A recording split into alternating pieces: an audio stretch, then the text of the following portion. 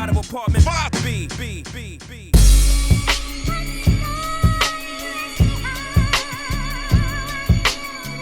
You're now tuned into the Apartment 5B podcast, where we chop it up about hip-hop, R&B, sports, love and life. Hosted by H.E.R.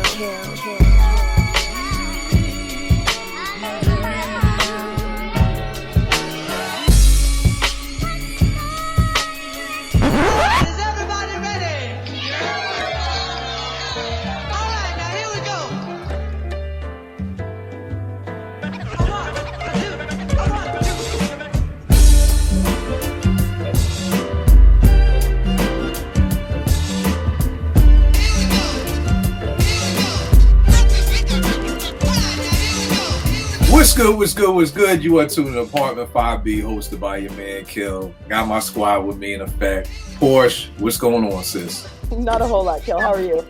Everything is good. Everything is good. My man, Rel from Philadelphia, back in the mix. What's going on, fam? Everything good, man. Happy to be here. No doubt, man. It's funny. Whenever y'all miss a week, it feel like I ain't seen y'all in a month. Like a week feel like a month. You know what I mean? So that's crazy. H.E.R, the R&B guru. What's going on, bro? What's up? Good to be here. Yo, this dude came through the crib last week. We probably, what, you came around 1 and left around 11? Like, you was here the whole day. Made a beat from scratch. The first time in like all the years of me making beats that I made a beat in front of somebody. No one has ever seen me make a beat from scratch. I didn't even get a chance to vinyl dig what I was supposed to. Right. H.E.R usually comes through and goes shopping over here, so he ain't get a chance to do that. H.E.R, tell me about the process. What did you think of it? Did you think it was that deep? Did you think it took that long? Like, what was your See, I never seen it before, so it was dope just to see you in your element and literally like asking you questions, and you could see you enjoy doing what you do, because it was like I was asking you was like, yeah, and you was taking me through each step, and it was a dope process just to see you in your element. You know what I mean? Like, it was dope. Now, would I do it? Absolutely not. But I mean, at the end of the day, it was dope just seeing you do it, and you know you love it because way you talk about it and all that. And I was just like, yo, and I'm looking at you, and you like, I'm like, yo, in it right now. He's like talking to me, but he's in it. So it was dope. Yeah, bro. Next time we have you gotta come through, bro. We gotta come through. My brother Amir, what's going on, good brother? Peace, man. Chilling. All right, no doubt. Everything good, man? Always. I'm chilling. All right, no doubt. Well, y'all know me. This is one of my favorite shows of the year. This is the end of the year wrap-up show. Top 5 favorite hip-hop albums of the year. Top 5 other genre albums of the year. Albums that disappointed you. Albums that may have surprised you. Albums that was supposed to come out this year and didn't. What was that album like? If you got a verse of the year.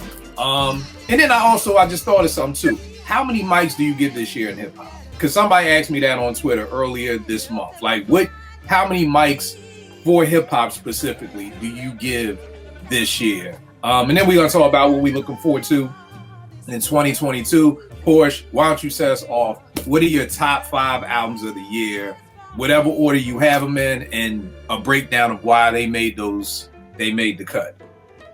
Okay, I'll start with number 5 and then go up to 1. So my number 5th place is King's Disease 2 by Nas. I have that one because I love Nas. I love when Nas drops albums, especially like in current years, because for me, I don't think he's missed a step. And I think he pairs with, it's Hit Boy again. So we know that their chemistry is really good. And I think he delivered. And I don't typically like sequel albums, but this one really actually nailed it. So for me, that had to be, that was definitely a standout for the year.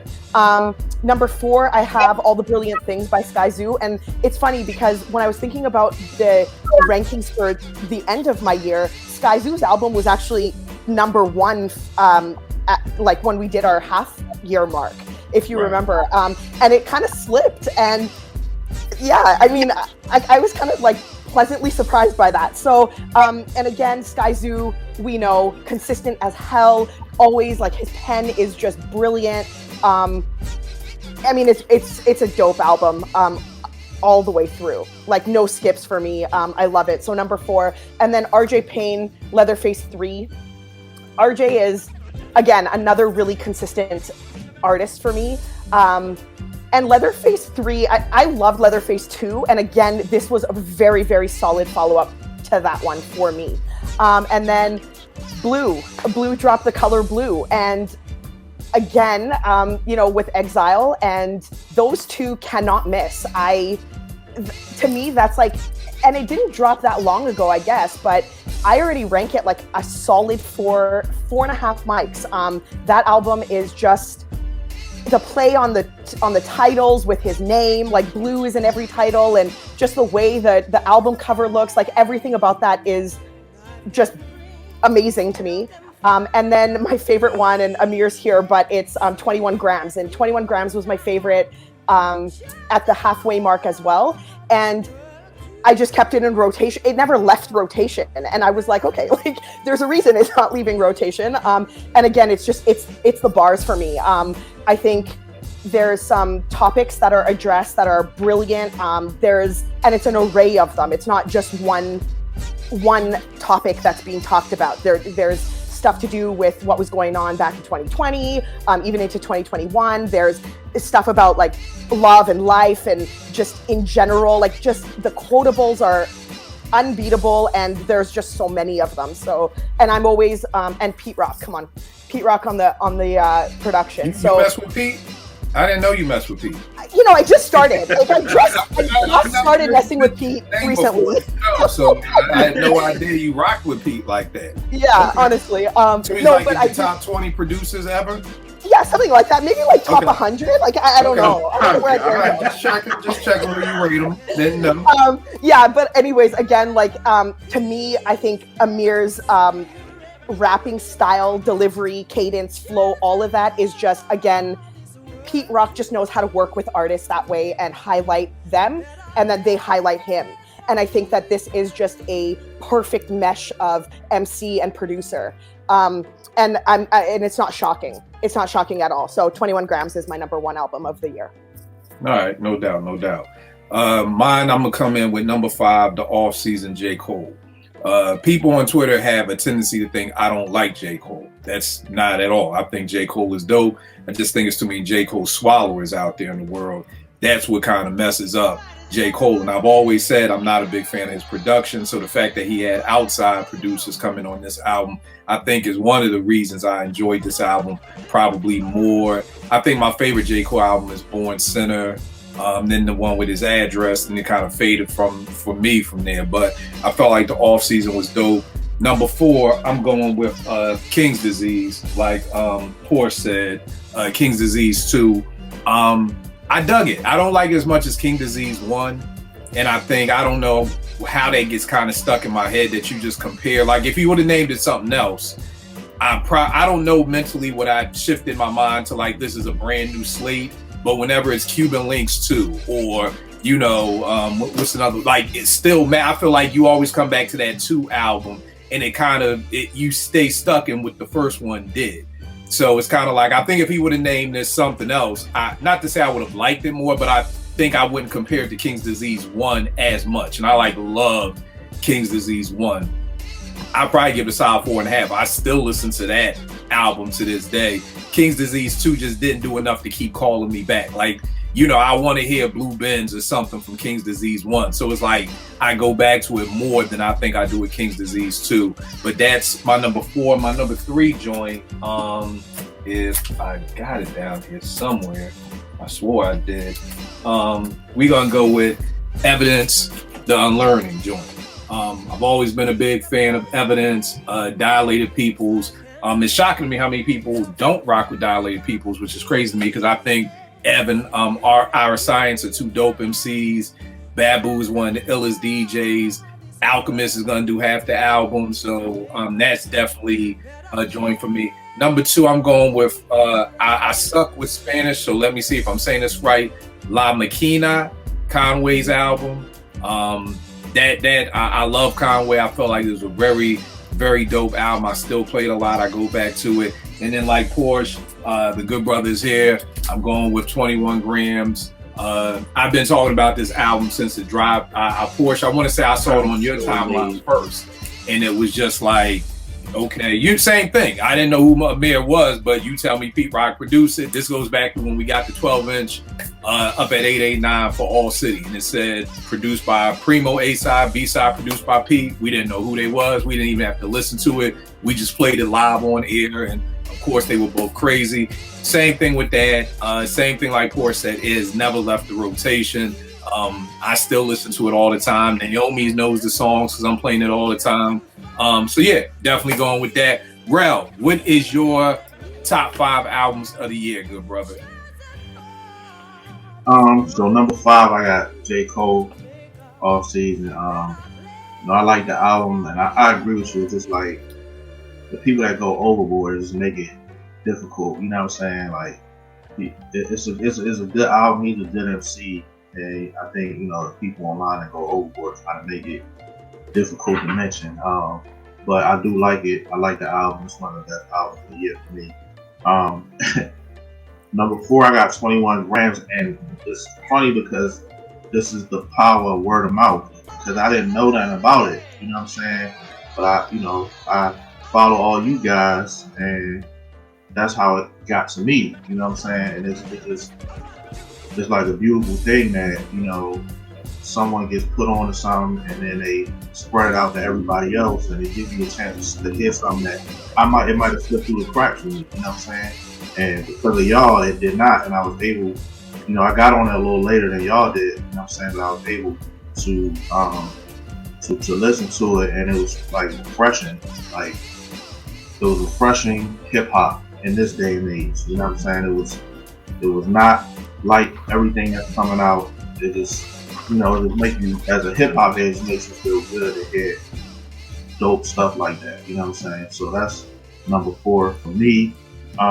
Number 3, I got it written down. Number 3 is Skyzoo, All the Brilliant Things. I like Skyzoo a lot, and that album was really, really solid, man. Good, like 4 mic album, you know what I'm saying? Another album that it was just kind of refreshing to hear, you know what I'm saying? The approach, the production, the lyrics, everything. So that was number 3. Number 2 was King's Disease 2.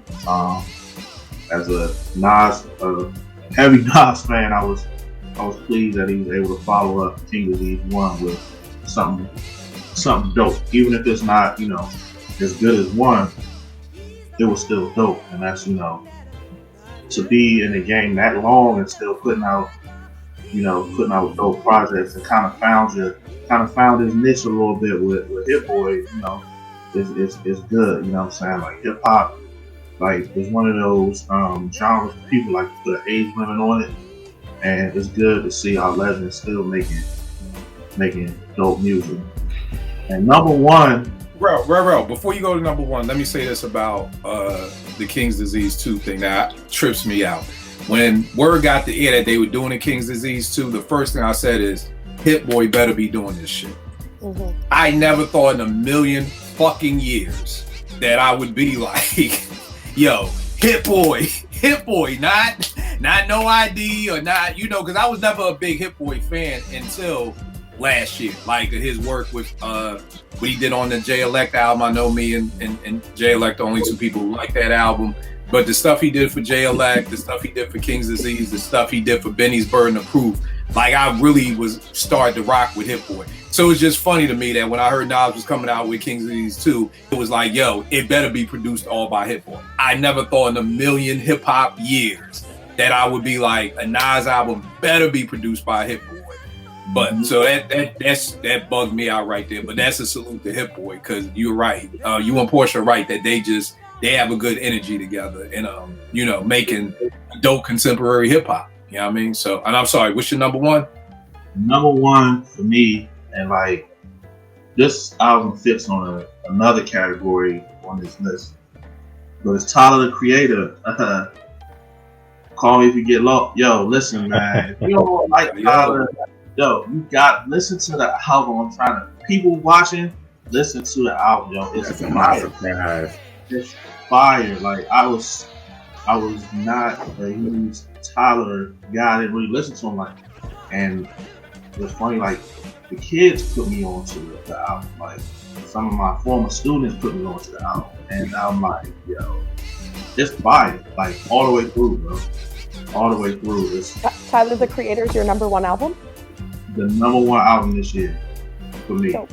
I'm not mad at that, bro. It's fire. Like I said, it fits on another list for me, but Me I too. definitely feel you. Right. It fits on another list, but it's definitely getting mentioned. And I couldn't front. Like I was when I was coming out the list. What do I listen to the most? What do I? It's the best one for me. The production is crazy. He did the production on himself.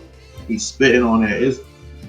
It's fire, man. If you haven't heard it, I promise you, I wouldn't steer you wrong. Listen to it, man. So that Tyler album number one for me. All right, no doubt. JR, what you got? Okay, so two of these is, y'all know I'm the R&B head, so I caught these two. It came out at the end of 2020, so that's when I started kind of getting into it. So that's why I put it on this list. But number 5 is Willmatic with Vegas and Kill. Oh, man. Thank you. Yes, I have that on a different list. Yes, that joint I've been playing a lot, especially The Hill. The Hill is my joint. Like all of that. I was like, and now seeing you in the studio and just imagine you doing it now, it's just like, it's crazy to me. So that was number 5 for me. Thank you. Actually Buster's ELE2. Mm-hmm. That was because that came out in like November, and so for me, I'm still rocking to it into the year. Actually, I'm actually living with albums, unlike what people are doing now. People ain't living with them, but I live with the album, and I like it. Like, you know what I'm saying? The joint he got with Mary, the joint he got with Mariah.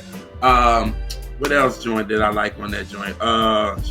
It's a couple. It's like the whole album is dope to me, so I'm still rocking to it. My number 3 is the first 48. King James and Kill. Like, yo. Wow, 2 in a row. I will take that. I will take that. That is my shit. I don't know where you was with that. With that beat that you did, Chess. That is my joint. I was blasting it on the way to your house. Like, oh my God. I need to put that probably 5 years old. That's probably one of the first beats I made. And you probably didn't like it, right? No, I didn't. Of course you didn't. But the great thing is, here's the thing, and Amir, I'm sure can attest to this, is one of those things where I may not like a beat, but what James did with the whole concept of chess, being able to make that line up with the streets, and to me, that's also something you can use to teach people about how to play chess. He made that beat a song, and that's the thing. Like, as a producer, it's like I'm coming with something, you come with an ill song, and then it comes together. It's funny because he hit me with that and was like, yo, I don't really like this joint. Should we use it for the project? I'm like, nigga, this shit is crazy. Fuck is you talking about? Should we? So again, it's not just the producer who will be like, I don't like the beat. You'll have the MC who's like, I don't like this rhyme, or I don't like the song. And it's kind of like, that's where you use each other as that springboard. So I will take that. But James did a great job. He did a great job. So I know y'all gonna be like, are you tripping? But for me, again, I caught it on late, but thanks to y'all, actually Trey Lee's Glory. Like, even though it was my number 1 last year, because I was playing it like crazy at the end when y'all was telling me about it, and I got onto it because y'all was on it early. Like, I ain't get on it until like October.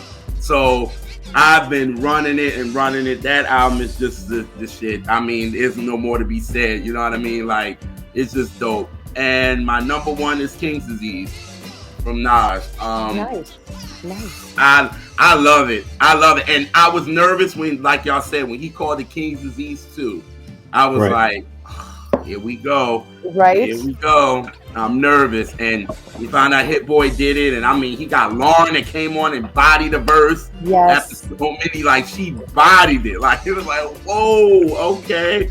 And then the joint, I like the Death Row East that he did. Like, that was dope.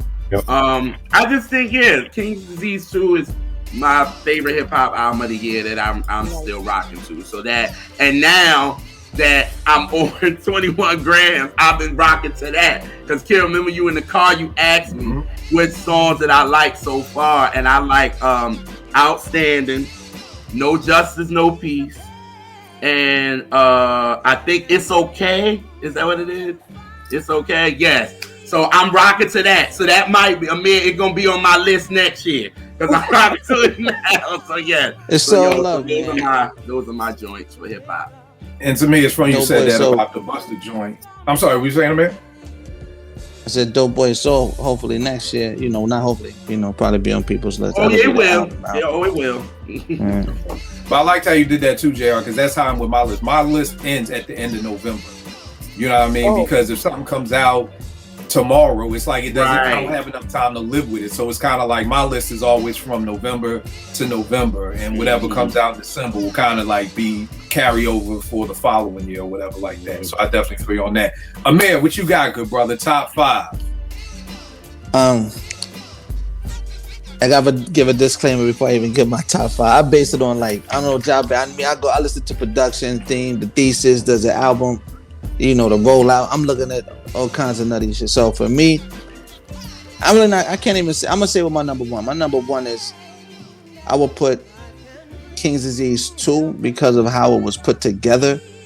And but the rest of these is in no order, right? It depends on the day you ask me, right? So I'm gonna go with Pyrex Picasso, Nice. by Benny. I like Vince Staples' album, the self-titled album from Vince Staples. I'm a fan. I actually like, somebody mentioned the Tyler the Creator's album as far as like creativity, production, how he stretched it. It wasn't just the normal palatable hip hop. It was he kind of went left field with it.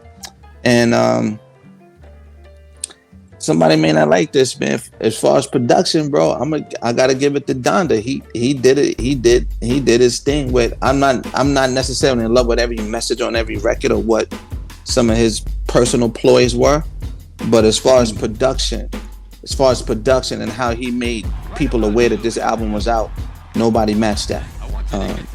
And so I love that, and some of the features on it was crazy, but then it turned into a whole. It could have been 3-4 albums with that amount of records, to be honest. And so it became a little, I can't put it, that would probably be number 5 if I had to make it, because of how the rollout was. It was just too extensive and it killed it. It went from climactic to just drop the shit, please, right? And then, you know what I'm saying, word. And then Off Season. I don't know if y'all know anybody familiar? The J. Cole joint. So yeah, exactly. So I had that. I think that's my 5, and in no particular order. It was 4 or 5, right? Yeah. And if I had to throw another one in there, yeah, that's about it, man. Because people forget that I ain't gonna front that J. Cole album because there's so much stuff that happened during the year, like social things. A lot of these albums got quarter to quarter, man, because we were so much sensationalized news and XYZ. You forget that certain albums dropped in a year. So we really absorbed a lot in 2021. So to be at the end of the year even talking about any album, was crazy. And thank y'all, for listening to any artist, including myself, because it does, you don't get that time back. So somebody to spend their most valuable commodity and time to listen to what you gotta say. Money you can't really put a price on that, or a streaming number or numbers on that. It's really a shared energy. So from an artist to to you guys, man, I thank y'all for that, because it really does mean a lot when we sit here in front of these mics to 2, 3, 4, 5 o'clock in the morning to say something clever so people can absorb it. It's we do it. I know I do it for those reasons alone, and everything else is residual nuclear fallout from that initial input of the energy. So thank y'all. No doubt. Eddie, what you got for your top 5, brother? All right. So y'all could hear me now. Yeah, you're good. All right. So my number 5, I'm going with King's Disease 2. Actually, I liked it more. I like King's Disease 2 more than the first King's Disease. And it took me a minute, you know what I mean? Because when it's the second one, you know what I mean? Like, you're always kind of comparing. But once I kind of let King's Disease 2, I kind of let it breathe and, spend some time with it and just kind of listen to it in its own right, man. I really love that album. There's this stretch on it. I think it's where Store Run, Nobody. There's like 3 songs. It's kind of like the perfect vibe, man. Like where I feel like Nas is killing it, and the beats that Hit Boy gave him is just like right in the pocket. You know what I mean? So I just absolutely love what they did with that one. That's 5. My number 4 is this joint right here, The Color Blue by Blue. And this is another one that coming from he dropped one of my favorite albums last year, was that Miles, the joint with Miles with Exile. So it was kind of one of them joints where I was still rocking with Miles, because that's a double album. Miles is a double album, so it's a lot to live with. But this one's been growing on me, especially since I got the CD. I just been riding with it, and it's not a long album, but there's just so much content, like what he's, the things that he's speaking on. It's a personal, but he's also speaking on like different issues, issues about black folk in America, issues on like different things, his upbringing. He talks about the city of LA and all that. So it's a really dope album. Really like that one, and the production I really like. We kind of stuck with the 3 producers. So then my number 3, I'm going with this joint right here again. 21 grams worth his weight in soul, man. This album, I want to say probably the most versatile album of 2021. And I say versatile because, I could listen to it like headphones, headphones music where I'm like focused on the lyrics. I got the vinyl, so I could throw it on my record player and just let it play and just absorb the vibes. And it's like it kind of has that mixtape format, but it's dense lyrically too. But it's also not hitting you over the head. Like the way Amir penned that album is just is genius to me. Kind of like his stream of thought. Very, very dope album, and definitely looking forward to Dope Boy Soul as well. So yeah, that was number 3. My number 2, and this one I was kind of going back and forth, man. It's I Am God, Hell's Angels, Heaven's Demons, and I was going back and forth with this other album he dropped, the Eternal Reflection, but this one kind of edged it out for me. And I Am God, like I don't know how he does it, man. He's just getting better, man. Lyrically, concept-wise, it's a very dope concept album, but he's showing his ass with the bars, man. Especially, my God, doing Filthy, man. That posse cut, it's crazy, man. So that joint, that's my number 2, and my number 1, which has really kind of stayed in that spot since it came out. I haven't got tired of it. Stays in rotation. Sky Zoo, All the Brilliant Things, man. Yeah, man, he just put it together, man. With the production, with the concept, the lyricism. And after that joint he did with Pete Rock, like I didn't know how he could top that. And I wouldn't even say like he topped Metropolitan, but to me this is right there with it as far as executing on the concept, having the dope production, lyricism, having the replay value. So yeah, this is my number 1. Dope. Different genres. Porsche, you got any other genres that make your cut? Nope. I forgot. You're hip hop minded. You like them hip hop minded. So I do like them hip hop minded, but I Boyz II Men is not dropping anything, so I'm not listening to anything. Yeah. I'm just kidding. I'm playing. Did you see Boyz II Men on that whack ass Facts of Life Different Strokes remake the other night? No. It was like they remade Different Strokes with nut ass Kevin Hart playing Arnold. Oh, I think did you send that to us? Yeah, I was tweeting about that. They they sung the Different Strokes song. So of course I was thinking about you. So yeah. All right. So on my other genre, I'm gonna start off in no order. I got this, the 13 joint, Great Day for an Exorcism. This definitely makes it. I think I know a lot of people didn't like this, and again, that's cool. I just think maybe people were expecting Pharoah Monch, hip hop, boom bap Pharoah Monch, and not this is rock and roll Pharoah Monch, you know, and even though it's the same person, it's two different people. It's almost similar to Guru doing Jasmine Sass and doing a Gangstar album, you know. So what I loved about Jasmine Sass was Guru put it out there. This is me doing jazz. This is me and Donald Byrd and Roy Ayers. This is jazz. This is not Gangstar. So you kind of knew what to expect going into it. Versus if you would have went into Jasmine's ass thinking it's a Gangstar album, he was gonna be sorely disappointed. And everything like that. I'm gonna go with hits that stick like grits, the Shindellas that H.E.R. put me on to. 3 shorties. Where are they from? Tennessee? H.E.R. One of them's from Tennessee, and the other is from Seattle.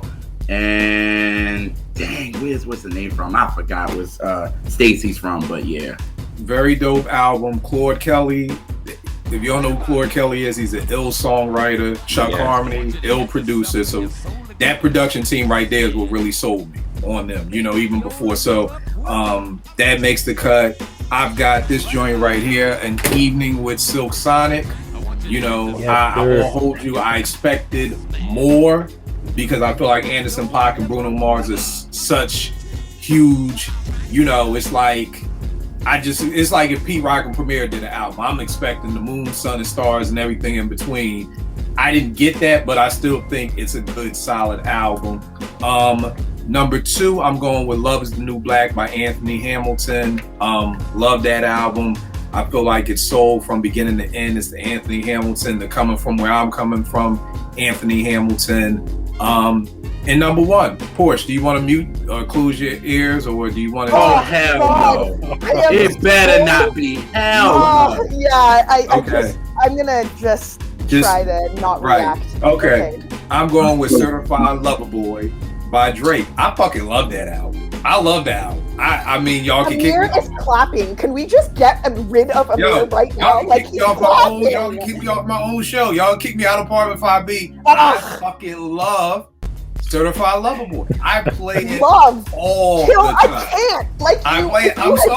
I play it all of the time. Oh, yo, you know what I'm bugging? I am bugging. I'm really bugging here. I fucked up this list. I'm sorry. So Certified Lover Boy is definitely official.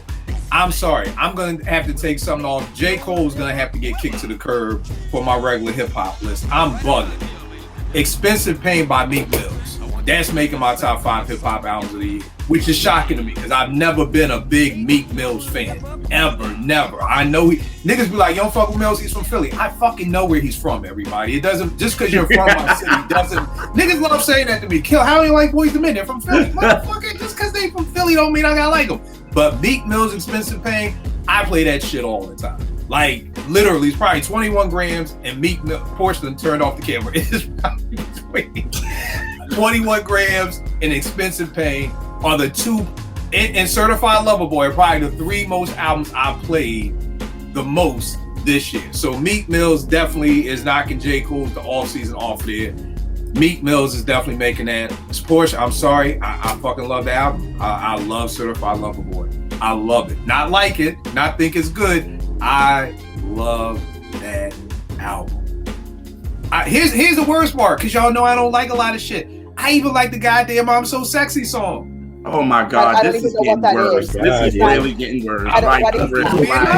Look, y'all also gotta keep in mind I'm the only person who liked Chance the Rapper's last album too. So I can get into my weird modes too. So I even like that shit. So listen, can we talk about the 2 biggest heartbreaks of 2021? I'm gonna tell you what they were. Yeah, I'm gonna take this moment to say this. No. T-Rock posted that he thought Drake was dope. He said Drake is fire. I literally gasped at my screen when I saw that. I was like, no. And then now Kill is talking about I didn't like it, I loved it. So I'm gonna need to just Forget this happened. I'm sorry. I really like. And again, the reason why it's in this category is because I don't look at Drake as an MC. You know, as soon as I found out the whole somebody else writing your bars, that the same way me and Amir we was talking about Ye last week. Once I find out you ain't made a beat that had your name on it, now I have to question what did you make, and I ain't got time to be doing all that shit. So you just get thrown off the list. So Drake, I don't look at Drake as an MC. I look at him as an entertainer. He's like the Sammy Davis Jr. of rap. But hey, that's so just for people watching. That's why it went into this alternative category because I don't consider Drake hip hop. But I fucking love the album. Sorry. It's fire. So that shit. I mean, production. I just want to point out that he had 16 emojis of pregnant women on there. I just want to point that out, emojis. Meek Mill's album cover was the worst shit I ever seen, but that album was shit. That Hate Me Now, man. He put it together right.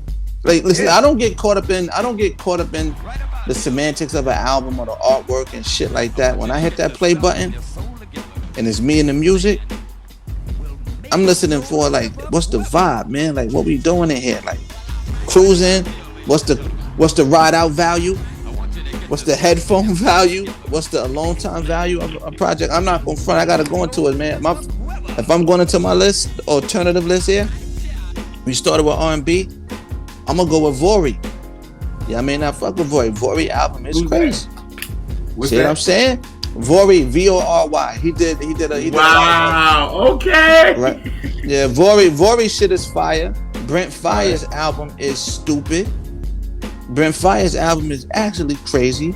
Brent Faiyaz. You know, for the ladies, that boy album's stupid. Right. Swear to God, it's crazy.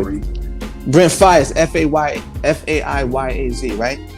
So those two to me for guys, if I'm riding out by myself and I'm chilling, that's like male R&B for the average guy, right? Now you have Summer Walker and you have Jasmine Sullivan, Hotels, who put out albums that shook the streets and they shook the internet and they were speaking to a lot of voiceless women about how they felt, and I feel like that's important too to give it some balance, especially with I would say such a male dominated sport or art that you got to give the women a voice, bro. And even her album was crazy. You know what I'm saying? Those three women actually held down the fort for, I see JR he's sipping the drink I don't want to hear this shit. But I'm just saying.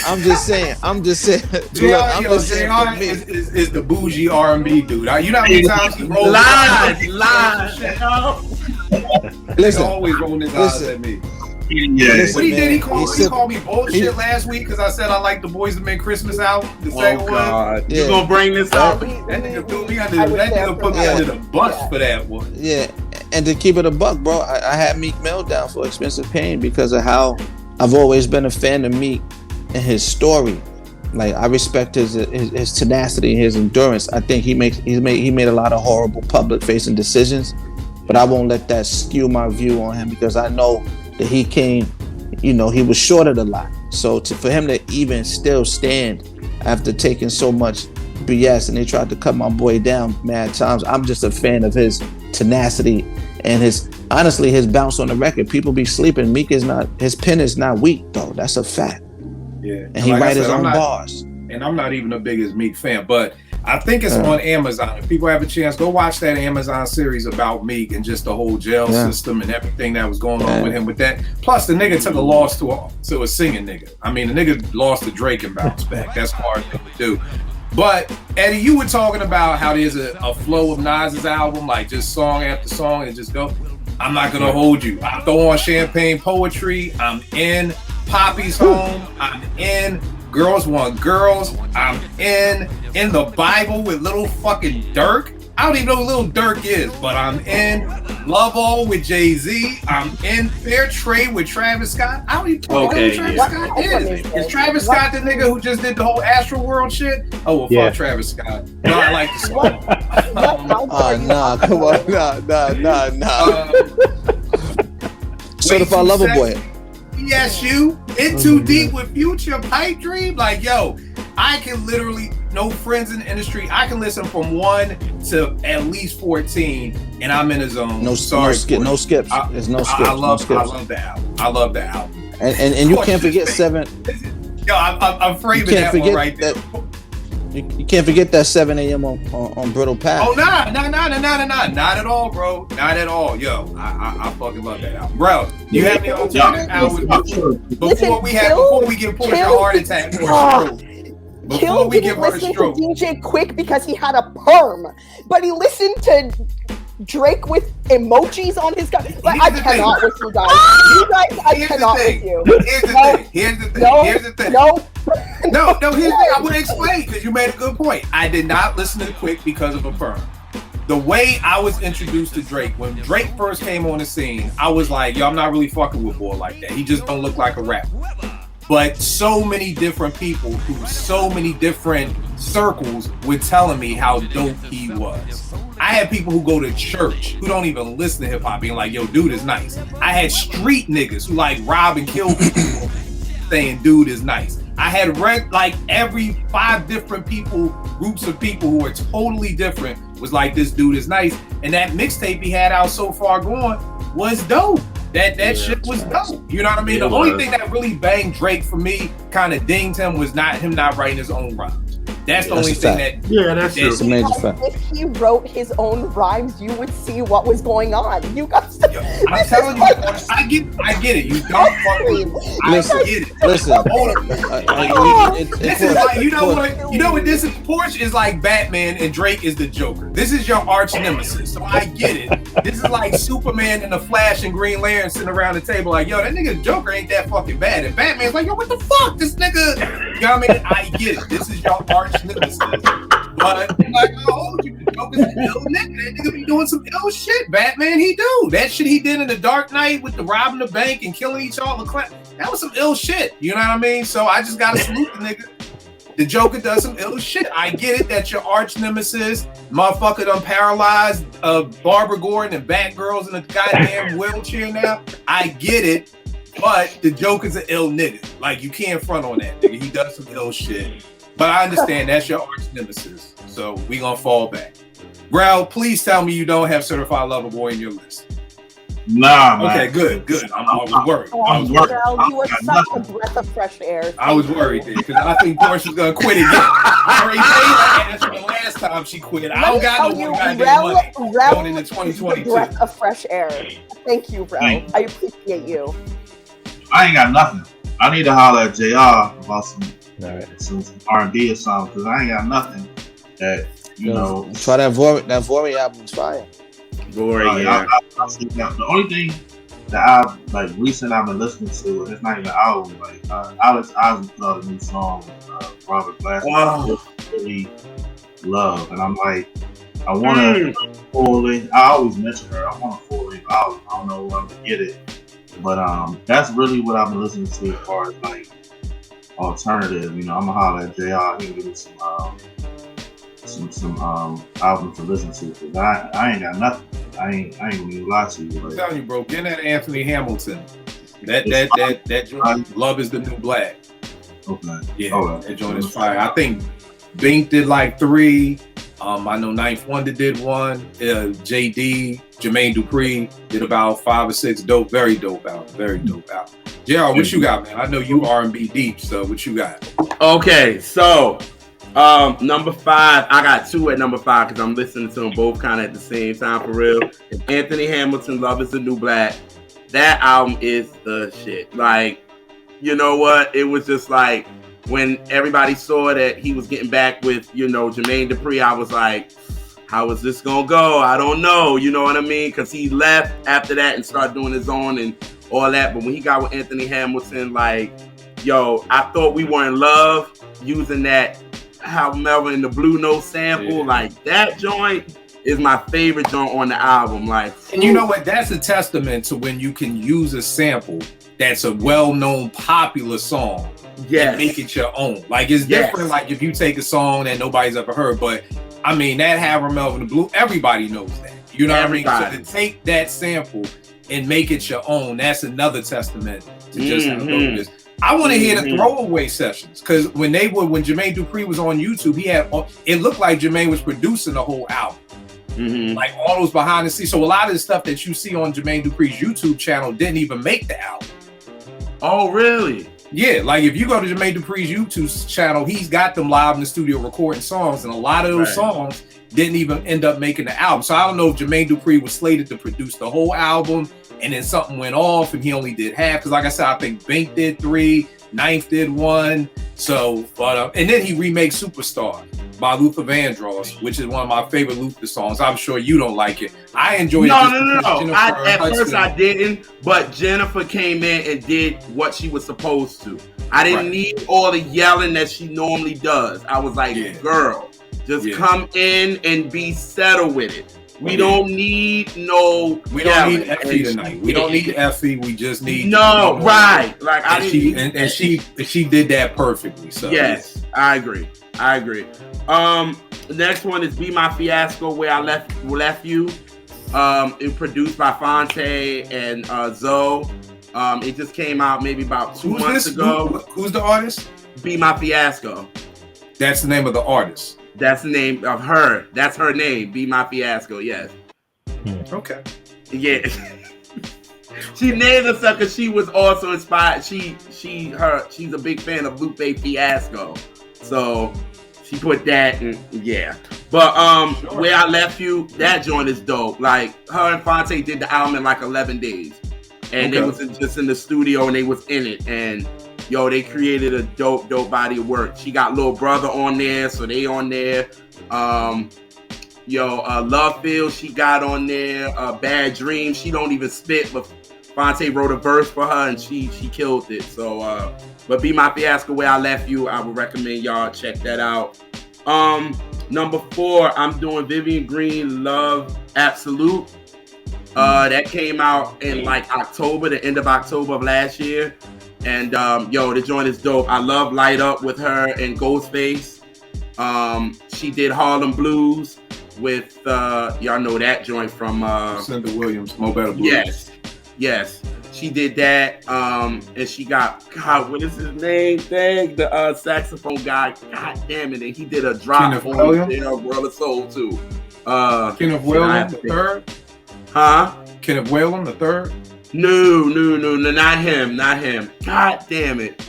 He did a drop. He gonna be mad I forgot his damn name too. When he huge, like he worked with everybody. Niggas on your show and you don't even remember their name. I know. Blame it on alcohol. I blame it there.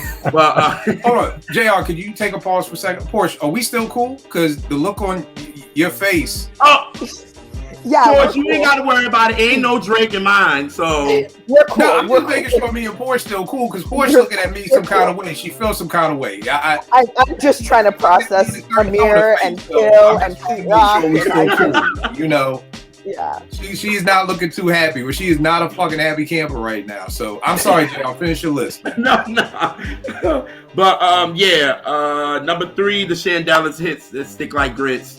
That album is dope. I feel like Chuck Harmony and Chloe Kelly, they kind of like to me the Thomas McElroy and Denzel Foster to me, and they kind of got these girls together, and I feel like this is what we need. We need groups. They weren't a group. They put them together? No, they put them together. They were part of like a weirdo workshop that he's calling it Weirdo Workshop. And he found these girls and he put them all together because Tam, the kind of the short, dark skinned one that's kind of like the lead, she was on American Idol. Okay. But she didn't win. So, but she did all of this and they put all them 3 together and they are dope. I feel like that's what we're missing in R&B. I always feel like with R&B, I feel like the groups are kind of like the backbone for R&B to kind of succeed. And now that we don't have that anymore, it's all about the solo artists. We don't have a backbone anymore. That's why like everybody kind of goes to the 90s for real. Because it's like we had so many groups, but then we also had our solo artists that were doing it too. But our groups, we had a lot of female groups, we had a lot of males, and everybody was winning. So it was like now it's all about the solo. Bro. That's a great point. Like that the groups were the foundation. It was. It's and we don't have. It's been like that since like the 50s, since like right. and then the 60s came in, and those groups, and then the 70s, and then the 80s. It was like groups was always the backbone of R&B, and when we don't have it anymore, and it's all about the solo artist, that's it. Like, we don't have anything, so we have no foundation to me. I'll say this about the Shandellas too. I started listening to their album on Monday.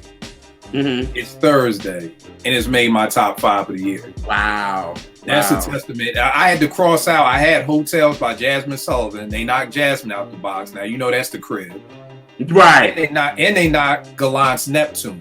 Gallant had an EP, Neptune, and it knocked that out the box too. So that's just a testament to how much I love this album and only listening to it for 4 days. Wow. Like, I put on Money and I probably listened to Money for about 20 minutes in a row. Then I went to Explosive Love and listened to that for about Volcano Love. Yeah. Like, every song I go back and listen to on repeat. Yeah. That's how dope this album is. I just heard it Monday, and by Thursday it's making my top 5 of the year. Yeah. It's just so we need it. We need groups. If we got more of those, we'll be all right. Number 2, I got Carmen Rogers, Hello Human, Volume 1. She's part of the Foreign Exchange crew, and she came out with her EP. Like, this joint is dope. Joints like Again and Again. Say So is one of my favorite songs of the year, because she's kind of getting her Layla Hathaway on. And she said she actually sent her, because we interviewed her on our radio show, and she said that she sent it to Layla, and Layla was like, I like it. And she was like, yo, if Layla like it, I'm good. You know what I mean? So, because she tried to do kind of like the deep register like her, and she didn't know if it was good, so she sent it to Layla, and Layla loved it. So I actually recommend y'all check out Hello Human Volume 1. The joint is dope. 5 songs, dope. And my number 1 is Zoe and Tall Black Guy, Abstractions. That album I've been killing this whole year, from Talking to Myself with Be My Fiasco, Hello, Hold My Hand with Fonte, Darren, who else is on it? Messina. Like, that whole project is dope. So that was my favorite for the year, was Abstractions by Zoe and Tall Guy. So, no doubt. Eddie, you got any alternative joints? Yeah. So since you put 13 in the alternate category, I'm gonna have that on my list, because it's a good point. I mean, because like I really like that 13 album with Pharoah Monch, but it's like putting it on my hip hop list, it doesn't feel right. You know what I mean? Right. But putting it in an alternative, I'm like, because it ain't like I don't like it. It's just it doesn't really fit. So you definitely put that one. And this list is in no particular order, by the way. So I got that. H.E.R. mentioned that Zoe and Tall Black Guy Abstractions as his number 1. Like, definitely that one's on my list. I can't remember if it was H.E.R. or Vern who mentioned it. Whatever podcast, like one of y'all mentioned it, man, and it's been in rotation, man. It's super dope. Definitely. Who else I got? I don't have too many. Pete Instrumentals 3 by P. Rock. I know that dropped in December, so it kind of fits in, that after November thing. So, I mean, it's really, to me, it's really a 2021 album because it dropped in December. But, it's super dope. Pete Rock and the Soul Brothers, like, didn't sound like any of the previous Pete Instrumental albums. Like, and I like it because I feel like it's Pete Rock kind of stretching out and doing something different, showing more musicality. So it's definitely dope, definitely a vibe. I gotta say, shout out to the Soul Brothers, man. Shout out to Daru Jones, Marcus Machado, Big Yuki, Chris McBride. You have Jermaine Holmes and Mono Neon that played on those albums, and they played on that Channel 13 with Daru and Marcus Machado, were on. Yeah. So those guys are super talented, man. Grammy nominated winning musicians, and they have great personality. So I just gotta segue for them guys. They definitely, no doubt, salute to them. Yeah, for real. What else, man? I know it's supposed to be 5. I don't know if I have 5 necessarily, but My number one is A Night with Silk Sonic, man. It's you know what, like JR, the tone I was of face again. JR, the tone of face. Yo, man. The tone of face when you heard the Oh, no, it wasn't for y'all. I'm sorry. I just got a text. I'm sorry. I'm so used to your tone sorry. of face thing. Even though I got something to say, but it's cool. Y'all go ahead. No, man. I love the project, man. I think they had dope chemistry, man. And you know, the other thing I like about it, man, is it got a sense of humor, man. Like Smoking Out the Window, man, had me cracking up, talking about your badass kids running through my crib like it's Chuck E. Cheese. You know what I mean? Like, it's just a dope album. I love it, man. So. All right, Jared, what are your thoughts on the album since you we talked about this ain't on you gonna go Saturday. to like disappointed albums and stuff? Yeah.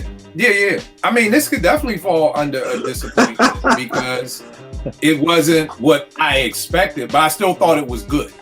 That's different, but that's a great segue into disappointed albums. Porsche, sis, What's up? you good? I'm good. Yeah. All right, good. cool. I'm walking on thin ice. I'm trying to balance this beam right now because I know our relationship is right there on the edge. It could go We're good. We're good. Yeah.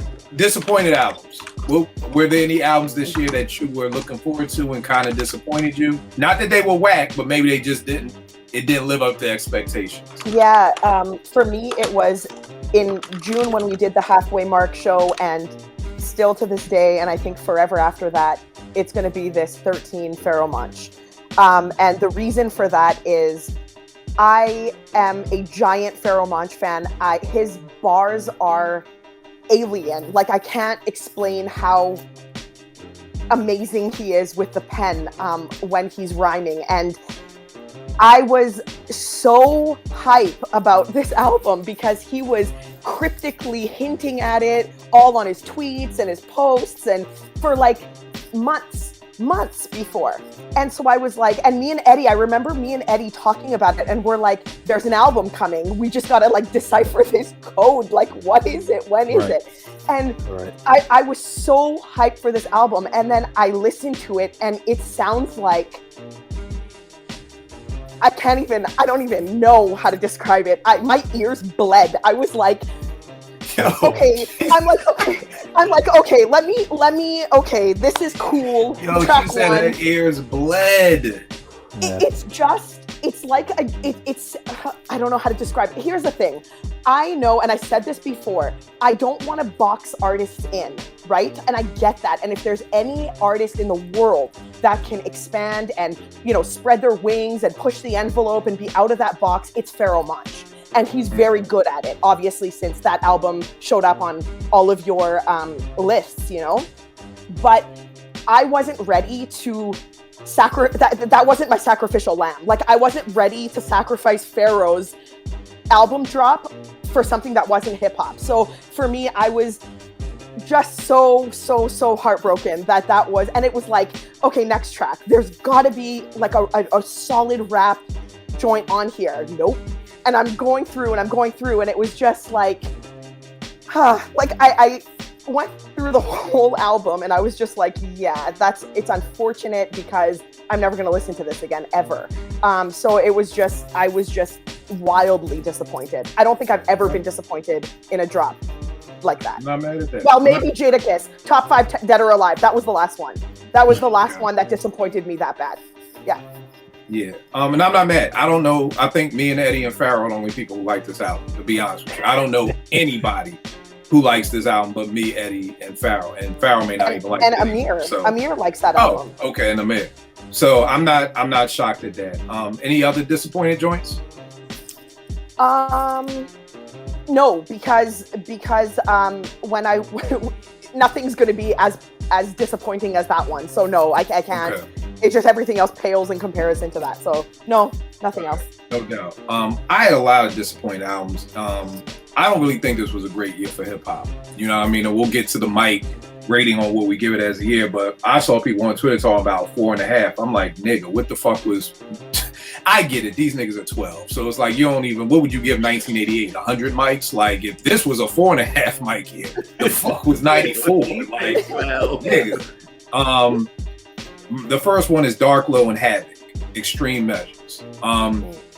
Dark Low to me, when I miss Philly, I listen to Dark Low. To me, he is the epitome of a Philly MC. He's gonna talk about Philly streets that Philly niggas know.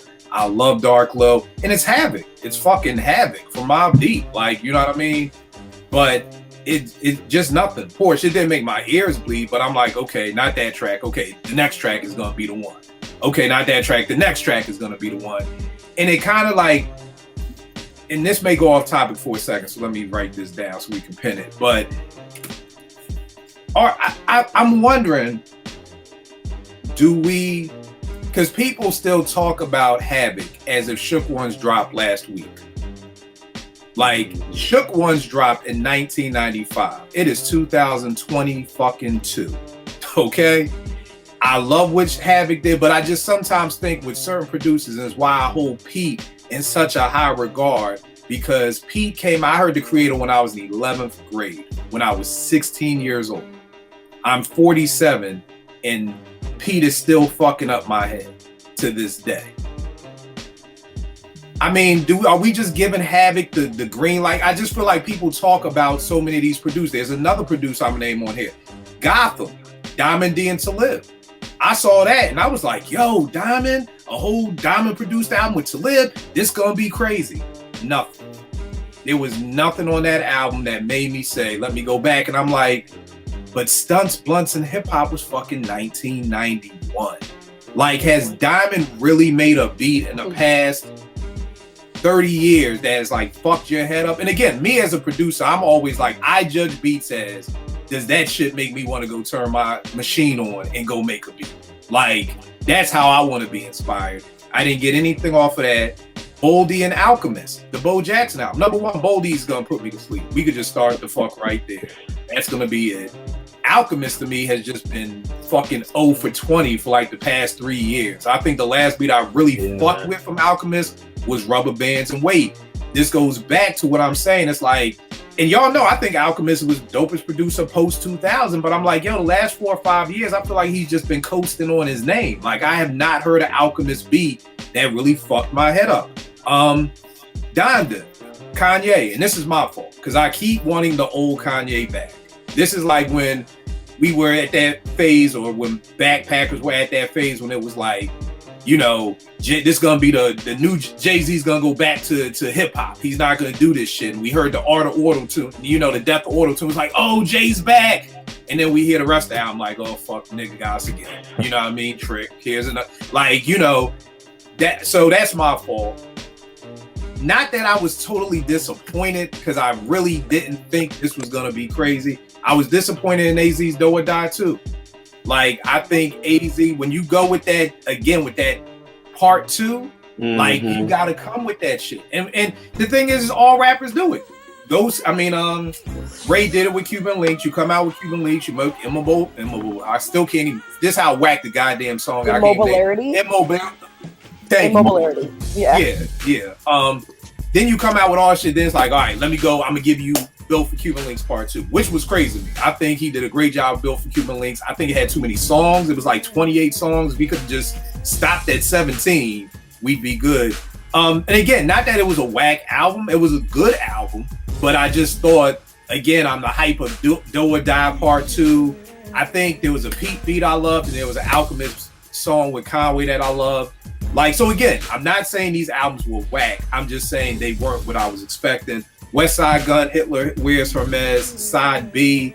I like Side A, Side B just didn't do it for me. So a lot of disappointing albums for me this year, man. So yeah, Rel, what about you? Any disappointing albums for you? You're muted. I got a couple. I had the Horseman John. Now what was that? That was Cannabis, Killer Priest, Corrupt, and who am I missing? And Razzcast? Razzcast, right? Okay. Like just lyricism at its finest, but the album was like 10 years too late. You know what I'm saying? And I listened to it. They were rapping their ass off, but the beats was so bad, bro. Like, so bad. Like, and I'm not even a guy like, you know, that was like the super beat guy, but like it was that bad. Like, it just overshadowed all that lyricism, man. Like, I was disappointed that it took this long for that album to come out and for it to be, you know, like that. And then the West Side Gun genre, it didn't catch me, yo. Like, it just didn't, the side B, I mean, it just didn't catch me, man. Like, I don't know. It wasn't like it like super whack, but it was just like kind of mid to me. Like, it was just alright, you know what I'm saying? And that's not really, you know, what I was expecting from that. Which is crazy. Supreme Blind Tell is a 5 mic album. Like, I love. So it's not even like, I know some people don't fuck with West. Like, nah, I fuck with West. Like, and to be honest, side A only sold me because Stove God is all over that shit. To be honest with you, that's probably the only reason why side A sold me like that. Yeah, cause I just remember like being eager to hear it, and I was just like, you know, I probably played it once or twice, and I ain't come back to it. So, you know, that was a disappointment for me.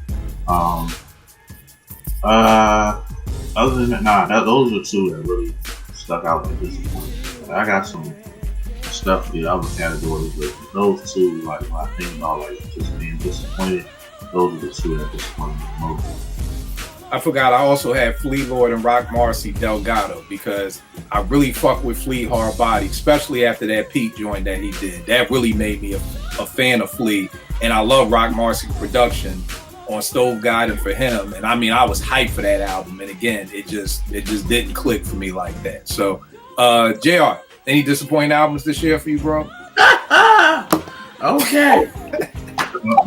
So, I'm gonna start with this one. H.E.R. I was very disappointed in this album. It was dry to me. I'm like, you know, her first, this is her debut. The girl done came out with 2 albums already before then, but they was bigging this up like this is her debut. I'm like, all right, cool, because after her 2017 album was dope, then she did I Used to Know Her, which was that was what, 2018, 2019? And then I was like, all right, back in my mind, I'm like, all right, I'm ready for it. I like the joint that she did, Damage. I was like, okay, all right. And then when I listened to it, I was like, I got nothing. I was very disappointed in it. I was like, nah. But Twitter was going up for it. Hey. But for me, I was very disappointed in her being the front runner to me of this R&B here, and to us to get this, I was like, nah, I'm good. And then when you start listening to an album, you like, when is it gonna end? You know it's bad. You know what I mean? Like, you know it's not good. Cause it's like, all right, when is it gonna end? And I didn't want that, and I was just like, damn it, man. But her Lucky Day, Table for Two, I was very disappointed in it. I was like, yo, him coming from Painted, I was like, yo, he kind of came in and took, you know, Daniel Caesar's spot. Because we know with Daniel Caesar, he tried to take up for somebody he should have just left alone. But, you know, he slipped in. And even though I thought he was dope back in 2008, but I'm glad that everybody started to see, like, he's really dope. And him working with D-Mile, like, I was like, yo, this dude is on it. And when he did this Table for Two, I was like, nah. I was like, you come from Painted and then we get this. I was like, I'm good. Silk Sonic, An Evening with Silk Sonic. Very disappointed in it. And I tell you why. Because the two you got Bruno Mars, who's a great, great artist, and you got Anderson .Paak, that's a great artist. This album is dry to what I think them two can do to me. And I'm like, you're adding Bootsy Collins into it. So I'm like, we gonna get like some real like instrumentation that's gonna be like out of this world. And when I'm listening to it, I'm like, 777, I'm like, y'all just want this to get played on Las Vegas Boulevard. Like, that's what you want. Like, I'm not here for this. Like, what is this? Like, no. You know what I mean? But Blast Off, I think that's a dope record. After Last Night, dope record. But Skate, dry. I don't care. Nobody said the first 15 seconds, I was like, okay, we in there. And then I was like, nah, baby. Y'all need to go back in the studio and redo that again. Like, I'm not here for that. Smoking Out the Window, I'm starting to like it now. You know what I mean? Like, and then seeing them do it live, I'm like, yo, okay, I can rock with it. And you know, and then all the rollout of this, I was like, we should have got this album in the summer. So it just a lot came with it with me. So maybe I'm a little bit biased with it because I was kind of pissed off when we did our mid-year anyway. And I was like, y'all, I'm kind of over it because I'm like, y'all come out in March and leave the door open. I'm like, can we get the album by the summer? Y'all could have had the summer on lock, but y'all don't bring this album out until October? Like, really? Okay. And another one I was disappointed in was Snow Allegra. I was very disappointed in that. I only like maybe 2 songs on that record, and I'm like, after coming from the 2 albums before then, and I'm like, yo, she's dope. And I'm like, all right, cool. And then when I listened to first of all, the title is long as hell any damn way. What is it? Temporary Highs in the Violet Skies or whatever.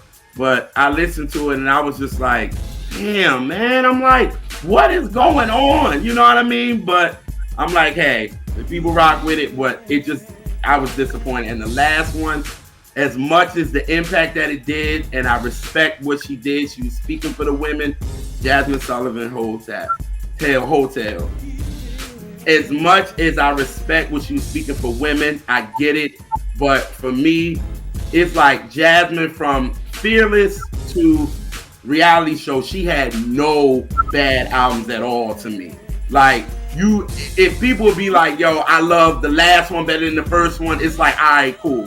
When I got to this, I was just like, okay. And I'd never be like that with Jasmine. Like, I'd be like going in on her, like, yo, she's the truth. And I've been saying that since 2007. And I'm like, yo, she's dope. And when it got to this album, I was like, all right. So I was like, all right, cool. So I'm just glad she's getting all the, exposure that she deserved after her doing the Super Bowl and all that. And I'm glad that mainstream is seeing what we've all seen for the past, 15 years. You know what I'm saying? Like, they finally get to see that this girl is talented. She can sing her butt off and all that. So the impact that she did, great. But the album, I was disappointed with. So those are my disappointed albums this year. I feel you. Jazz, I was disappointed in too, because I really thought, at this point in her career, we'd get that 5 mic classic certified banger, and we didn't. And now, JR, you got me questioning the Silk Sonic shit now, because now I'm looking at it like, I enjoy the album, but the only song I really, really, really love is After Last Night. And I think my expectations was every song would have had me going listening to it. Like, I could listen to After Last Night the whole time. Leave the Door Open was so old. We've been hearing it so long that's that. So I feel like the only great songs on here are After Last Night and Smoking Out the Window. Everything else is just good to okay. I still enjoy the album, but this could have come in on my disappointed list because I'm starting to live with it too. So I'm starting to live with it, and I'm like, all right, I get it, but I'm just like, I was very disappointed with it. So all right, Amir, you got any disappointing albums this year for you, good brother? I think for me, man, I think Hitler wears Hermes 8 was a disappointment to me because I was so used to, like, when I think of progression and the way that West Side Gun is kind of like growing, but I think he's not growing because of his music. I think he's growing because of his character and some of his business decisions outside of the music, and which have landed him and his theatrics, right? Someone being a voice and saying things that are inflammatory at a time when, etc. Like all of those little ploys that he puts out. So to be that braggadocious and have that bravado and not support it lyrically or musically, and to have that access, to me is kind of like, really not. I feel like that slot or that space could be used for somebody with a lot more musical talent, not just a business savvy mind that he could have plopped in somebody else from his town and said, yo, you nicer than me, let me take this real estate and use you on it, and I'll go wear a suit and make clothes or whatever, because that seems to be more important than, drip is more important than I think the records, but the records kind of just fuel the whole ecosystem of who he is. So I feel like less attention was paid to the music and more attention to the aesthetics surrounding it. Right. When I think of other disappointments, man, I can't lie, man. When I heard Lil Wayne's like the first couple records on his mixtape, I really wasn't like, it wasn't that Wayne that was on Lean. It wasn't the same bop. I didn't think it was he's still Wayne, to me. He's still, when he's in that zone, at one point we had to question, was he ever he was one of the nicest at a point. Right. And that was because of his work work ethic and XYZ.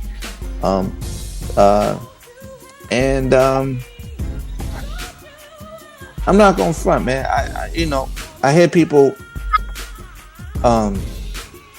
mention I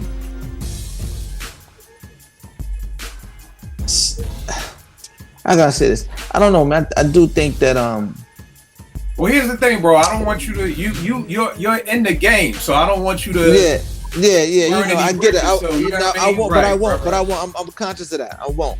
I'll just say that there are some artists that I feel like, whether it was making drill music or etc. Some of the albums that were put out didn't really match the pedigree or the fiber of the hype. You have a lot of, I would say, underdeveloped artists with overdeveloped ideas of who they are. And I'll leave it at that. Here you go, coming for the collection plate again. Come on, yes. Eddie, any disappointed albums, brother? Yeah. Isaiah Rashad, and mostly because, like, that whole camp, right? And I know we haven't gotten a Kendrick album in a while. Like, we haven't gotten a Schoolboy Q album, right? But I think I was just excited to get something from that camp. And I like Isaiah Rashad, but I just think, especially for a young artist like Isaiah, like, he's one of the youngest from that crew. I guess you expect that, his sound would evolve differently. And I think it just wasn't for me, that kind of disappointed, but it is what it is, you know what I mean? The next one I'd say was the Busta Rhymes, like, and I'm not saying that it was a bad album. It was good. There was a lot that I liked on it. The problem is it was way too long, you know what I mean? And so when I listened, then he came out with an extended version. He came out with extended with like 30 something tracks. Like, right. Nigga, we don't went from 37 to 34. Be like, well, right. Too many goddamn songs. Like, I like to be able to, like, sit with an album, play it all the way through, and you know what I mean? Like, that bus is just too long, and I find myself kind of skipping through it, and to me it just ruins the listening experience for me. So that's the only thing with that. I mean, like I said, I don't think it's a bad album. It's just disappointing in that way. Honestly, the next one, it's an album I like, but it's still disappointing because it's the Evidence album. The Learning, what was it called? The Learning Volume 1. Yeah. Like, to me, it just wasn't the vibe I was hoping. Like, when he came out, a few years ago, he dropped that Whether or Not, like, right, and it was like one of my favorite albums of that year, and like, I just feel like with this one, it feels like he's taking a step back, like, the production wise, and the album just feels a little sleepy, like, and there's a time that, I'll listen to it, you know what I mean, and he's saying some stuff, like, he's always gonna get personal, you know what I mean? That's what I appreciate, but it's just a little sleepy for me. I feel you. So it's not something I really want to continue listening to. Right, I feel you. All right, Porsche, surprise albums. What album shocked you this year that you like that you think you wouldn't have liked before? Do or Die 2 comes to mind immediately. I know you were disappointed in that one, but I think I like AZ more than most people. He's one of my favorites. I love him. And I think on that album, to me, again, this was not, it wasn't a disappointing sequel album. I'll say that. Yeah, I can't be mad at it for being a 2, like a sequel. So for me, I think AZ brought what he brings, and I really enjoyed it. I was surprised. I thought it was going to be like, I remember when I heard he was going to drop an album, and I was like, oh, like, I'm scared of what that's going to sound like, because I don't know what to expect from AZ in 2021. You know what I mean? But no, that album totally delivered for me. I think, yeah, the bar work wasn't as good as other albums of his, but it wasn't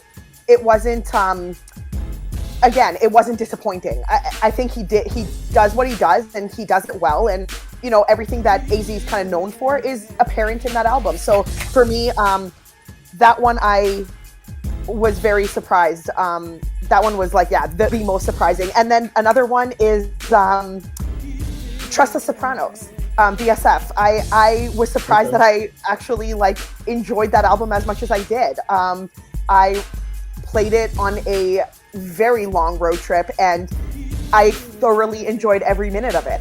So for me, that one was shocking as well.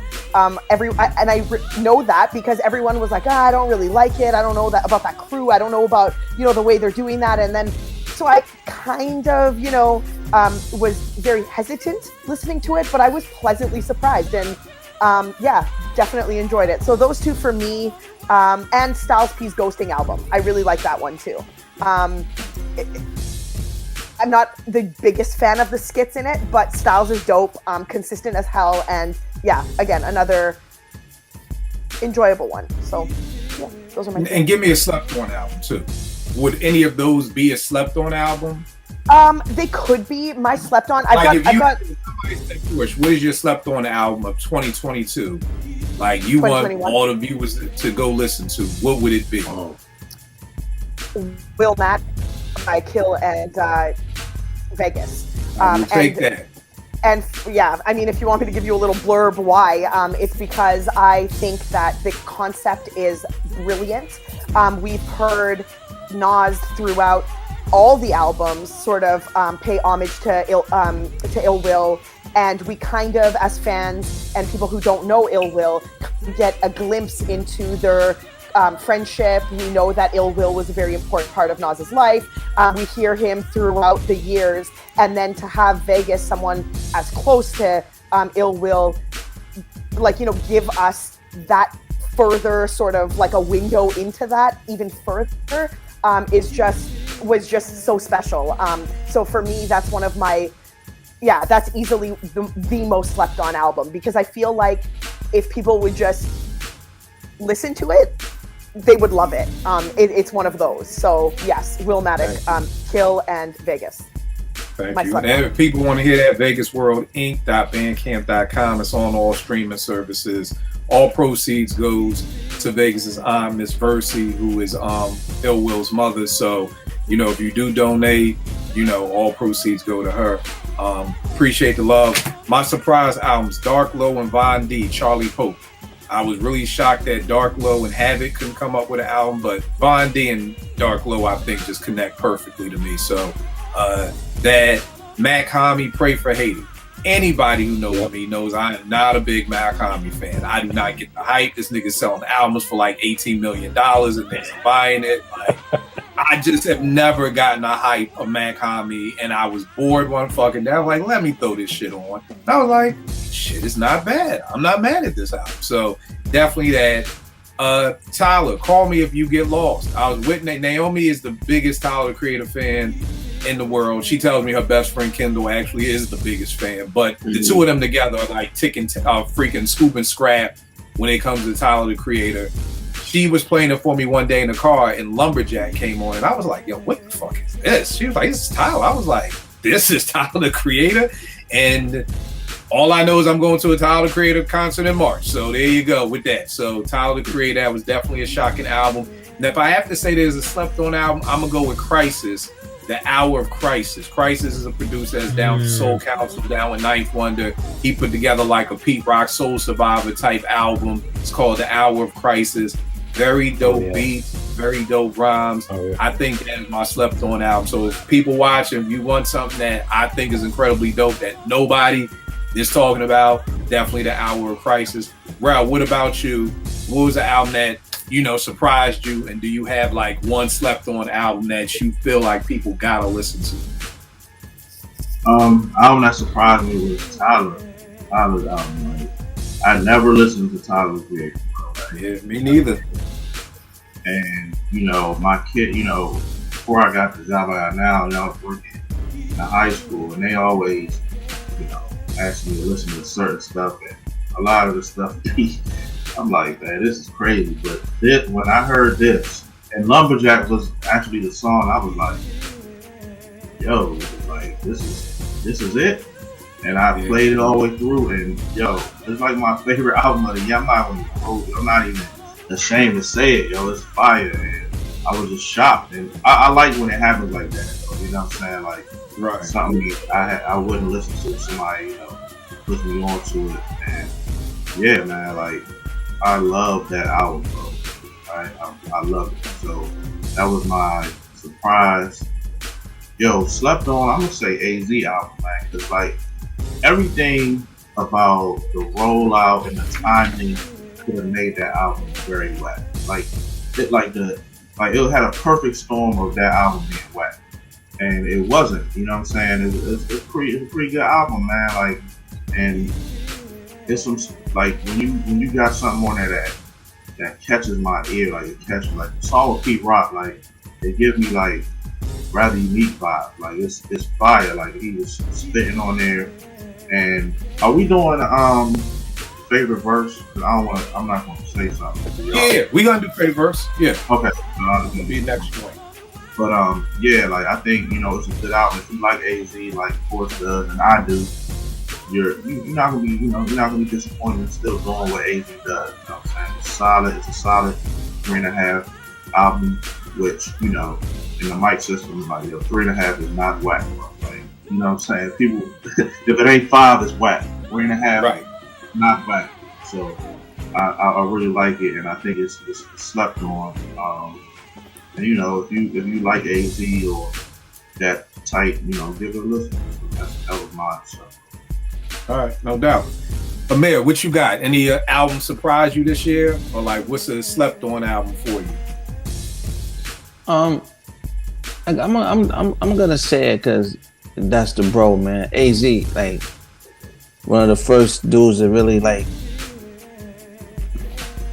taking me on the road with him when I was little, bro. Like, you know what I'm saying? So I gotta say, hey man, like when I went to the listening and I heard and I see the joy in his face and then how it charted, it kind of charted organically. It was like at number 2 for a while. He wasn't gonna beat out Donda, but to see him chart at that level at this stage in his career, it was joyful. Now, there might have been some shortcomings or you know, expectations of what he should have brought. Like you said, when you name something part 2 of something that was so classic and so stellar, right? You know, there's a certain level of gravitational pull that comes with, you know, naming your something part 2, and it doesn't continue from where you left off or pick up or elevate from that. You know what I'm saying? There needs to be. I personally feel like when you're doing something like that, I will go back to the producers to help me produce it, see where they're at, and if they don't help me, if they can't match that tier or have evolved, then you know, we gotta, you know, go back to the drawing board. But for me, to see that and to see him still standing, like, you know what I'm saying, after 20 plus in the game, you know, to me is a statement to his fortitude for music, because you know, some dudes last 2 years, some dudes last 5 years, some dudes last 2 minutes, and they out of here. So it's a tough business. So I wasn't necessarily disappointed, but I do feel like, you know, a lot of things that I think my bro, you know, but you know, could have did, but he did, you know, and some of the singles he's choosing is kind of like, I think I would have chose some other singles too, you know. Outside of the one he did with Pete, I thought that record was fire, not because Pete did it, but it's a fire bounce, and people love hearing them two together. But I think that Conway record with Wayne and the Rick Ross joint should have probably made a pivot in that direction to catch more, I would say, fuel in the train for the album. It still has time. Let me ask y'all this. Do you think expectations, well, I think expectations ruin things. You know what I mean? Period. You know what I mean? You can be in a long distance relationship. You're expecting this. You finally get together and it's like, I thought you were this. You know what I mean? So expectations can ruin everything from relationships to music. But is it, I guess maybe it's my fault, like, to still expect an MC that came out in 94 and 2022 damn near to give me a 5 mic album. Like, should I lower my expectations? Or like, should we lower our expectations as far as people with artists? Because like you said, again, I want to make sure people are hearing this. These disappointing albums are not whack to me. The AZ album is far from whack to me. I'm with Rel. I give it a 3.5, but maybe I was expecting a 5. Is that too much for me to expect from AZ? Like, I know it's different because it's different than ball. You know, when you're playing ball, I mean, your body breaks down.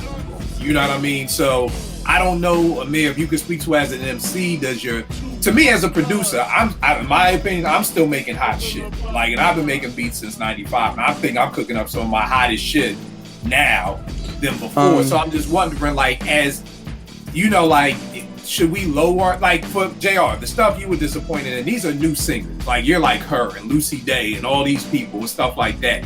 Like, but if SWV came out with an album and you're disappointed, it's like, can we be disappointed? SWV was out when I was a freshman in college in 1992. Like, can I expect them to, in 2022, still be able to create a 5 mic masterpiece? Because I'm like, maybe that's my fault. Maybe I'm putting too much on AZ. Like, AZ may be like, nigga, I've been rhyming since, I got put on in, you know what? I've been rhyming since 86. Like, I've been rhyming for 35 years, my nigga. Like, I'll say this to you, and I had this analogy in the barbershop a lot.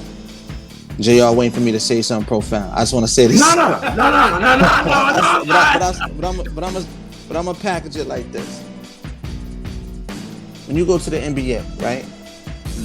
You come in your rookie year, you giving niggas 25 points a game. Your rookie year, everybody's smacking the bleachers, telling they're in the barbershop fighting and cursing over you. You did this for your first 3 years in the NBA. All of this allure, you 25, 30 points a game consistently. You on fire. 3 to 5 years straight in the league. Year number 10, you still giving niggas 25, 30 points. Is it the same level of excitement when they see you do it? No, because now it's been normalized. It's expected of you. So it's not the expectation should be lowered. I think that what happens is there isn't that nostalgic or that moment when you connected to them is not the same as it was 20 years ago, right? So if you connected with an artist via radio 20 years ago, there was a moment attached to that. There was a moment, you remember where you was at, what you had on, the food you was eating, blah, blah, blah. 20 years later, you've evolved. Your brain has fucking crystallized, my nigga. Like, you're not even thinking the same. Fucking your frontal lobe wasn't even developed at that point. Your shit ain't stopped fucking harder until you was 28, 30. Right? So now you're running with all of the artists that I've talked to, bro, and been around. It's like, some of them niggas' pens is still crazy, but then you have a shift in the way the drums sound now. Like, so drum patterns change. Right. And instead of to be hot, the syncopation of how the music is moving, the BPMs that are on the radio, what we're being, like I said, beating our head with as was hot. I don't think the expectations should be lower, and I don't think the artist should expect anything from the fans. I just think that if they stay in their vein and make what they love, bro, it'll always connect. The fact that it still can connect at a 3-star level, technically, if we're graded on a curve, it's still a 5 because you've absorbed 20 plus years of music since that album, and you still think this is a 3. Right? So maybe, I don't know, but I know for me, the quote was expectations lead to self-induced frustrations. So I think for art, I had to learn for myself when I create something that once Like I told you, when you create something for me, there's a lesson I learned this year. Like, it doesn't belong to me, right? So once you create it, you walk away from it, and however it's absorbed or whatever. But sometimes, and the same thing can be going back from listener to fan, listener to the creator. How you feel about it shouldn't affect how I do my next album. But what it should do, if we're talking about quality of sound and how we approach it, that's a different conversation. But I think that sometimes dudes do rush, but if you had 20 years or 25 years to make another part 2 to any album, if you did one album record a year, and kept doing other albums, you still would have had, you could have had a little bit of foresight, like, nah, fuck that, I'm gonna put this on when I go back to do part 2 of this shit, this joint right here sound like one of those. Boom, put it to the side. Right? Lyrically, the attack. So I think sometimes there's not a lot of, foresight when we, artists make things. And I think that, I wouldn't tell you to lower your standards at all, bro. You should keep it there, for me, in my opinion. But just, because I do it. Like, if I heard Nas Illmatic and I heard King's Disease, it's 2 different Nas's. Right. Right. For me, it's a little bit of. I think what I've heard or what I loved about both the King Diseases is it sounds like it's a more mature Nas. Like, he's talking about, he's got the song talking about, health issues and exactly. About on Sundays.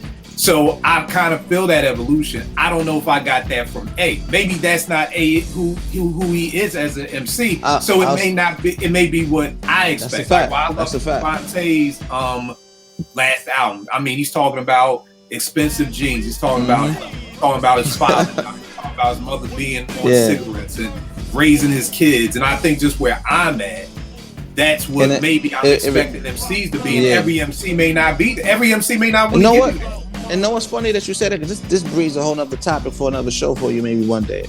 That's when you start dealing with the isms, ageism, colorism, culturism, and all of these isms build a prison for the listener, and they build a prison for the artist, right? The artist, if the artist, it's self-imprisonment. I gotta sound this way because I want to keep up with the times, or I don't want to sound like this type of nigga, so I'm gonna try to blend a little bit of everything. Because on King's Disease, I'm gonna keep it a buck. That first one, Nas it was point shaving to me, because you went and got artists that don't even really match the texture of your music. Right.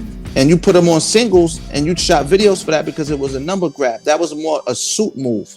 It wasn't an Illmatic, yo, fuck that. I got on some fucking gold teeth and teagues in the staircase of the projects. Let's do it this way. I don't give a fuck about your numbers. No. So what I saw and what I see, like, even if you go to ASAP's first album versus to now, 40 Below's all black shit in Harlem. Now you got on Chanel and you fucking with Rihanna. It's a different, and you lose, and artists, I think money and power and fame, it only amplifies who you really are. So if you was a real artist to heart, you will stay that. And some of the dudes that we call crazy, they was always artistic. They just couldn't be as artistic because they didn't have the power to do so. Some dudes got in because they were able to fake their way to that. And that goes from underground to above ground, right? So to me, when I see it, I'm kind of like, yo, know what? This nigga nice, but what is this, the sustainability? It's like some of their careers are too volatile because they're volatile as a person. As far as like what they believe in. So I agree with you, man. I agree with you totally, but I do think that the isms play a part in the prison that we build from listener to creator, because I even battle with that myself, bro. Like with my background, like, and I want to, I'm like, yo, I can't let dudes know that I came from this neighborhood, I did XYZ, but I'm not going to talk about this other shit that I did because it doesn't make me look as tough, or doesn't make me look. And what did I do? I built a prison to myself until I had to get liberation. Yo, man, fuck all that. If this is a part of my story, you throw that shit in the pot with the adobo, when you blend it up and say, fuck it, let's make a gumbo with it. Because us as black men, we do that a lot with our art. Like, we don't, we feel like talking about things that don't sound as gritty and tough, waters down what we create, from beats to rhymes too, bro. So it's crazy. Yeah. We got to stop pause, because I already got the show. We're going to call the show Mad Ism. We're going to call the show Mad Ism, like Channel 5. and we're gonna talk about all these isms because you're 100% right. I mean, like for instance, Nas. I mean, and maybe someone else has done it. Nas is the only MC I know who's done a song about his daughter. Like, think of how many rappers have kids, and he's the only one who I know has a song called Daughters, where he's talking about the struggles of having his daughter. You know what I mean? Like on that stage, yes. But it was a dude. There's a couple underground dudes I know, like Neek Bucks.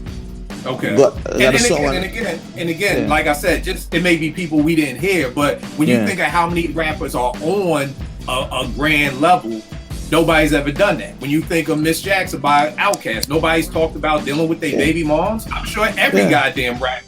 I don't want to be stereotypical and say every rapper in the world got a baby mom, so may have wives, but that topic has never been tackled. Like, you know. But why though? The question. But why though? Yeah, but if you, I mean, and for people that I don't know what everybody does here, but if you ask yourself why it's perpetuated in our culture and no one else's, there is a different. So now we talking about Geppetto vibes. You understand? So I'll leave it at that because it's a lot of. Man, you guys, come on, man. You got the complexion plate last week. Give somebody else a chance to get the drink. You can't keep coming every week, fucking taking the tithes and offerings, bro. Somebody else got to get out. Yo, Amir, man, I need that. I need that Dope Boy Soul like a pre-order link like now.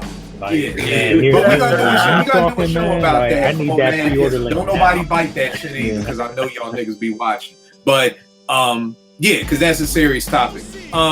I don't even know where the fuck we were at. I think we talking about Slept On. J.R., any Slept On albums? Oh shit, damn. Amir took me somewhere else. Amir takes us to church. I'm I didn't even know where we left off. Porsche Just like the last episode, it's needed. Why is Porsche's face in this corner looking so like what you just water? No, because I was thinking about Kill's original question and then what you said about the money, like I guess money and suits and stuff amplifying the person, but I can't all the way agree with that, although you're absolutely right. I do agree that money amplifies who you already are. I don't think it changes you.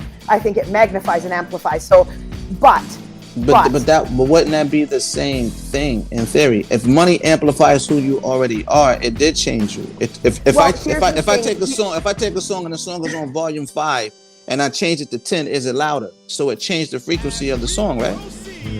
It did change. Right. It's louder. Right, but what I'm saying I'm with you though. I'm not arguing with you. I'm just making a point. Like with these albums and artists, and then it goes back to Kill's questions about expectations. Like, I don't think, because I think what you said was, if you're real, you would have stayed with that. You would have worn those fatigues, gone in the staircase, been in the hood, and I didn't say that. I didn't say if you was real. I said if you didn't care about numbers. If you didn't care, right? If you didn't care about numbers. Yeah. What I don't agree with, and what I was thinking about, especially with AZ's Do or Die, is definitely in 2021 when AZ wants to drop an album, he's going to go back and kind of stretch out as much of the following as he can from an album that he knows is going to grab attention.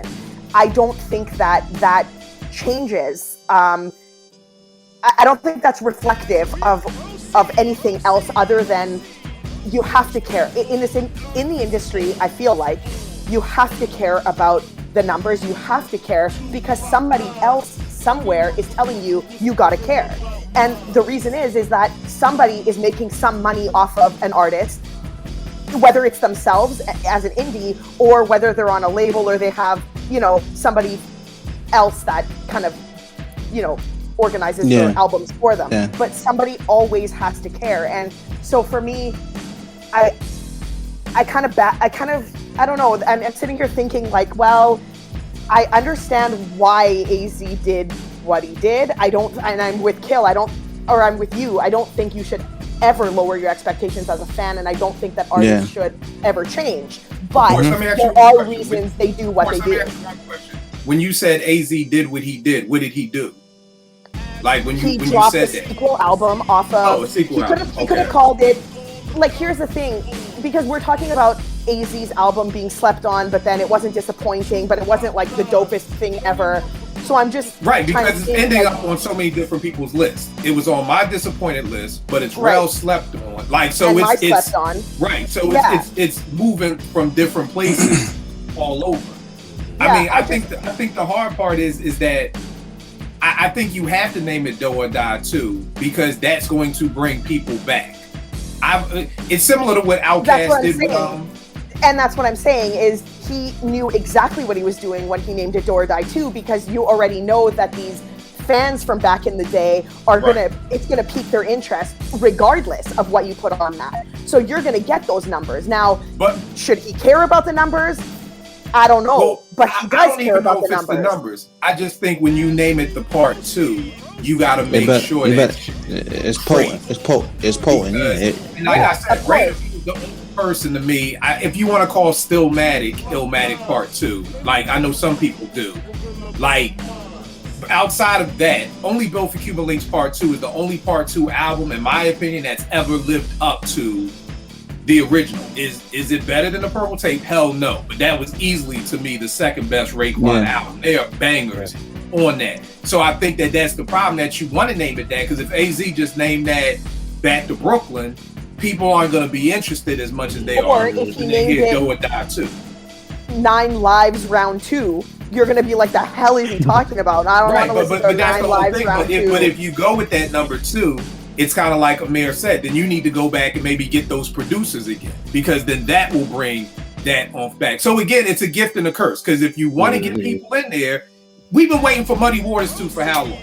Now we're supposed to be getting Supreme Clientele Part 2. Like, that's just the go-to when you drop this album and you drop some duds in between. The best way to get the fans back is to say, because what it alludes to, they don't say it, but it alludes to, I'm going back to the old me. It's kind of like when Jay-Z did that commercial with Magna Carta, and it was like, oh shit, he's gonna have Rick Rubin and Timbaland and Swiss and all these people. He ain't say none of that shit.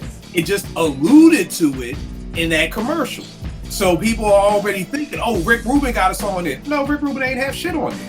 It just alluded. So I think that's the hard part, that if you do want to name it, whatever you want to call it, Part 2, the shit better be crazy. I was just going back to my expectations that, should I expect somebody who's been writing rhymes for 35 years to still have something, I guess, to talk about? Yeah. That's not relevant because, see, now I have to, now we're looking at the marketing. And I'll give you an example. Totally off topic. J.E.R., you may get this. Toni Braxton. Toni Braxton was fucking her shit up because Toni Braxton came out in 91. So her fans, you fast forward 20 years, those fans that love Toni Braxton are now married, they have kids, they gained some weight, and Toni Braxton's half naked in these videos, and their husbands are gawking at her. Now those same people who were your fans are like, fuck Toni, she's whack. Toni wasn't playing to her audience. Toni should have been writing songs like, yo, my son got autism. Then that would have pulled those women who were her fans in and been talking about life. That way they would have been able to connect with her. She missed that. So with AZ, it's like, I don't know maybe what I expect as a 47-year-old listener is different than what somebody else does. I love the Fontaines because he's talking about life. He's talking about music that I can relate to. He's still barring you up. Like, he's still not, I mean, it's not like Tay made a whack album and just telling stories. He's still barring you, but maybe that's just what I want. Maybe there's another 47-year-old out there who doesn't care nothing about that. They just want to hear, and they love the AZ album. And maybe that's why it kind of can move from category to category, because we all want something different from that artist. The great thing is it's not a whack album. You know, nobody's sitting here saying, A dropped the ball. I'm disappointed. Like, shit was whack. It's not whack. It's just, maybe it's speaking to some people differently because you may not need what I need. You know what I mean? Kind of like when I was in my Benny bag and I was in my, that's because I work in the hood every day, y'all. I'm around that shit every day. Like I always tell people, if I worked on Wall Street, I may be like, what is this fucking doop shooting everybody? I don't want to hear about that shit. You know what I mean? But because I work in the hood every day, that's like my soundtrack. I see crackheads all the time. So Benny talking about, oh, you hooked the cable up for free. I'm like, yep, JJ did just hook the cable up for free and get some more. So again, it may just be about where you're at. But we're going to save this for the ism, because I think it's an incredible conversation about artists and what the fans want and how can we please everybody. Should we please everybody? Like, that's the thing. Should we be trying to please everybody? And this just isn't music. I know people in life who try to please everybody, and it's like you can't. You have to find who you're trying to please. It was not a riddle, a story. It was like an old man was walking in town with a horse, and he was riding a horse, and his grandson was walking in front of him, and people in the town were like, "Oh, that's fucked up. Why are you making your grandson walk? He should be on a horse." Then he flipped it, and he was walking in. Then they was like, "Yo, get your grandson off the horse. You too old. You need to be on the horse." Then other people was like, "Oh man, fuck that, man. The horse." Now the grandfather got the horse on the back because people was like, "Oh, the horse shouldn't be walking. He should be carrying." So it just was showing you can't please no matter what you do. Right. Someone is gonna have something to say. So it's kind of just like you just gotta find your tribe. You gotta find your fans, and you just gotta give them what they want. I think Fonte has that's right. Or just tour. Fonte has been able to zoom in with this foreign exchange thing, make his lane. He's writing rhymes over here on that show that was on VH1, The Breaks. He's doing this. He's doing that. So I think that's where a lot of artists need to do. They need to find their lane. You can't please everybody. You know, and I think artists are trying to do that. But we're gonna say that for the ISM show. JR, did you have any slept on? What's the slept on album you want people to hear that nobody's talking Well, about? the two that I got is Overgrown by Joyce Rice. That one, and I actually was slept on was Still Over It by Summer Walker.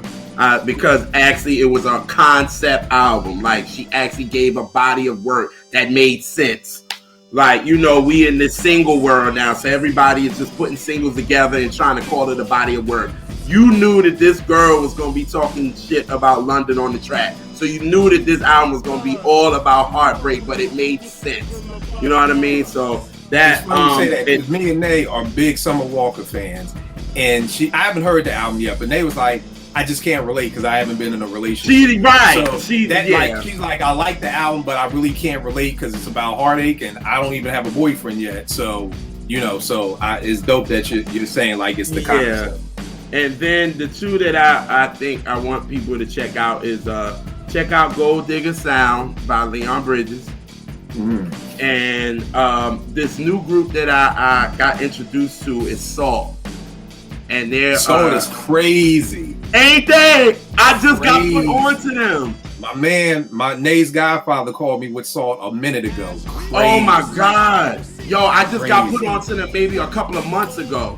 And I'm into them. And it's like, again, there's something that we're missing. We're missing those bands. Like, we're missing that. And I feel like oh my God. Like, I've been jamming to them for like the past couple of months. Like, what's the Untitled Black Is, Untitled Rise. They brought out an album 9, and they put out for 99 days. But thank God somebody put it on YouTube so you can catch it. But they're dope. Like, they're actually a band. Like, again, we're missing those. So I would recommend people check them out, and I would have people check out Leon Bridges' Gold Digger Sound, because Robert Glasper is on there. Terrence Martin is on there. Like, it's dope, you know, and I'm like that he's getting accepted by us, because Kill, you know, like the first two albums, that's when we met through Leon Bridges, so. Right, and he wasn't getting accepted by us, you know what I'm saying? Even though he had that old soul sound, our culture wasn't really accepting him. But with this Gold Digger Sound, he's actually he performed on Soul Train and all that. But it's a dope album anyway, so I would recommend people catch that. But please, y'all, check them out. They dope. Eddie, what you got, good brother? You muted too. All right. So as far as I think it was the albums that I wasn't expecting that I was gonna like. I'm with Kill, man. The Tyler the Creator. I know a lot of people mention that one in different categories.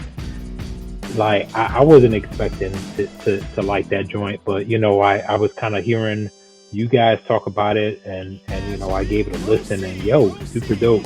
And I love the format. It's like a Gangsta Grillz mixtape, but you know, we got some really dope fresh out songs, and it's like he's rapping on some, he's kind of like somewhat singing on others, and you know, it doesn't feel weird, it's just dope all the way through. And that Mad Commie, I'm the same, like I think you know, like I've heard some Matt Comic stuff that I thought was dope, but I think this is probably like the best body of work that I've heard from him. And yo, like I gotta give a shout out to Westside for, you know, the executive producing of it. You know what I mean? Like I think they formed a good team on that, yo. And I feel like Matt Comic, like you get the more personality, but a lot of the beats that Matt Comic usually on his 20, 30 different projects he might drop within a year, you know, like it gets really stale. So I definitely like what Westside Gunn did on that. The Slept On project, yo, like, so this hat right here, Wordsmith, that's merch from Del P. Del P is a Philly MC. He's actually going on tour, or probably already on tour with Tracy Lee right now. It's the Barkley and Irving tour, based on a joint that Trey Lee and Del P did on Del P's album called Barkley and Irving. Yo, like that album is dope, man. It was on my first half list. There were you know, some albums that kind of pushed it out, but you know, I still say it's top 10 for me. Like it's an album I go back to a lot. Really dope. You know, if you're talking about like, you know, mature hip hop, like we talking about like MCs, you know, getting older and talking about, you know, certain things. Like yo, he talked about the city. He talked about, you know, all the issues going on with Philly, and it's just grown man hip hop, but it's dope. Like he got bars too. So you know, definitely an album to check out. So I think one of the problems, man, is that there's so much music. There's so much indie hip hop. It kind of feels like, I don't know how you all are with all these shows that are streaming. You know, like right. There's 5 shows on Hulu, there's 6 shows on Amazon, there's 9 shows on Netflix, there's 5 shows on Showtime, and it's just so much that it's kind of just like all over the place. And sometimes I feel like it's that way with music, that there's just so much music. There's so much incredible indie music. There's so much, you know, that it's just so much. Like, how can we make the time to just really, like JR, like you said, live with this music? Because it's just too much. It's just too much that's coming out to even make the time to really, to just catch up on so much. Like, I think maybe we should do this, like just an Apartment 5B just list of just albums people should listen to. Like something to just kind of, it's just so much. Because Ed, hearing you talk about this album, he's from Philly, I'm like, I don't know this nigga, but if he's talking about my city and it's grown people hip hop, I need to hear it. But fuck, Rick Ross and Sleepy Brown and Big Boy come out tonight. That's gonna take me the next week to digest. So, and by the time I'm done with that, I'm gonna forget about your man, and then I'm gonna. It's just so much. It's too much music. Verse of the year. Porsche, you have a verse of the year that I am sure is not off Certified Lover Boy. Oh man, yeah. Verse of the year would be honestly any one of the verses off of 21 Grams for me, and I quote them all the time on Twitter. That's just what I do when I hear things that, you know, pop or stand out. But if I had to pick even inside of that one, and again, it could be literally any verse off of 21 Grams, but one of the ones that I love is Love and Light, the second verse. And Amir just goes off about philosophies, just, you know, how he is, like preaching, the preacher, philosophies, hypocrisies. I got the off squad. You know how you play ball at the Ruck and you leave with a nickname, like you the preacher. You're gonna be like Amir the preacher. So yeah, so if you want to check that out, it's the second verse. Actually, just listen to all of Love and Light, and it's the second verse that I love. So that one there, and of course the chorus is it's the one that says I've been waiting for it, like the horns on a Pete's chorus. Pete's chorus, yeah. Yeah. So yeah, I mean the whole thing is just such a dope track, and so second verse on that one is my verse of the year. All right, no doubt. Rel, what's your verse? That was you know what? This is a good point. This is a good point. I'm sorry, Rel. Hold on for 1 second. Amir, I know we talk about how you come together with stuff like that, but how did that song come together? Well, when you record with Pete, bro, he always, like, the first 5 records, you know, when I pulled up on him, you know, people was like, nigga, you rapping over my scratches, nigga. I said, what are you talking about? I said, what are you talking about? He said, nigga, you rapping over my scratches. Fuck is you doing? I said, oh, my bad. So I went back and I came back and I said, remember, it was like, if you listen to like how, you know, he said, there's a way you rap over my beats. I'm just going to show you how to approach it. You still do your own thing, but it don't rhyme over these parts because I have something in mind. And I'm like, oh. So it kind of like went to like a formulaic approach. I just needed to know the starting point. So he would always point out to me, like, yo, this is the point where I need you to start ahead. Listen to this note, listen to this key, this down drum or up. So it's like a science to approaching his production. And once you get, go through the Jedi boot camp, when I hear his beats, I automatically know where he wanted the artist to start based on how he arranges. I could tell you now he wanted you to start right here. They be like, how you know? I'm like, cause I just know. I won't tell him how, but because I just know. Because once you do it enough, you know. And then if you like on some like it's the horns, like so anytime it's like the instrumentation kicks up, you need to fall back and let him produce. Like in most cases, some dudes get the beat and they just try to over rap that type of production, and you really can't. You just got to try to find your pocket and compliment as best you can and hope you survive, you know, the roller coaster ride, because you could get swallowed up if you try to battle that tier of production instead of trying to be like another instrument. So when I approach his records, I kind of approach it with a standpoint of being an additional instrument to what he's already done, but still be trying to be like a lead instrument, like that, you know, of sorts. So that's how I approach his record.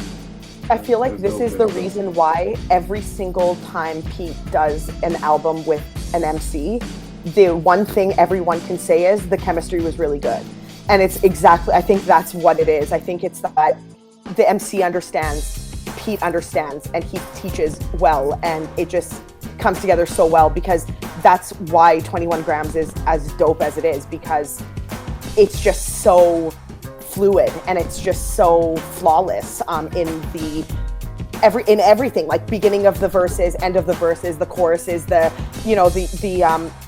beat playing out at the end of the tracks. Like it's just all of it just kind of plays together. But yeah, I mean, if people still haven't heard that album after I've tweeted about it literally all year, I'm gonna lose it, because that album is so good.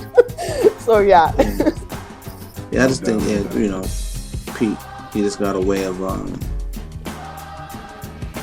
and we from the same block too, so it's it's like getting somebody from your hood, and you know, I don't have to explain or say certain shit to him.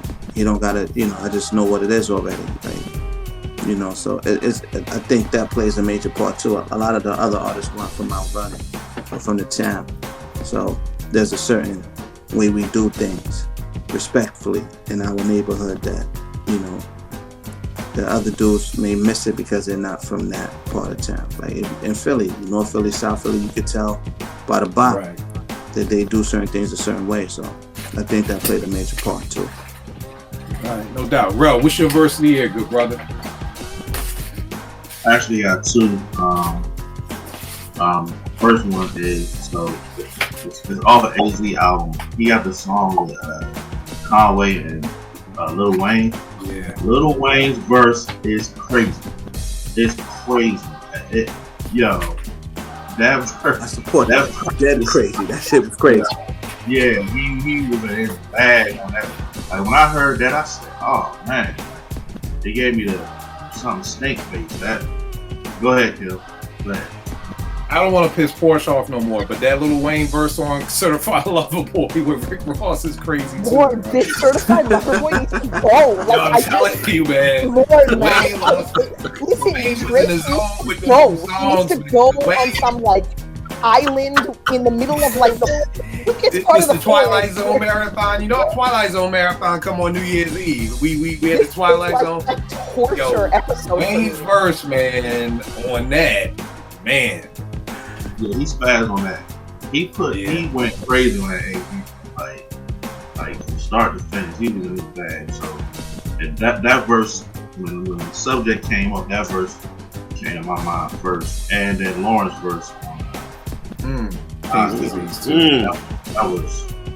That was just that was like perfect, and that was just, you know what I'm saying. So that's not that H.E.R for so long. You come back to that, and you know, she addressed a lot of stuff in that verse. And she just that was refreshing to hear.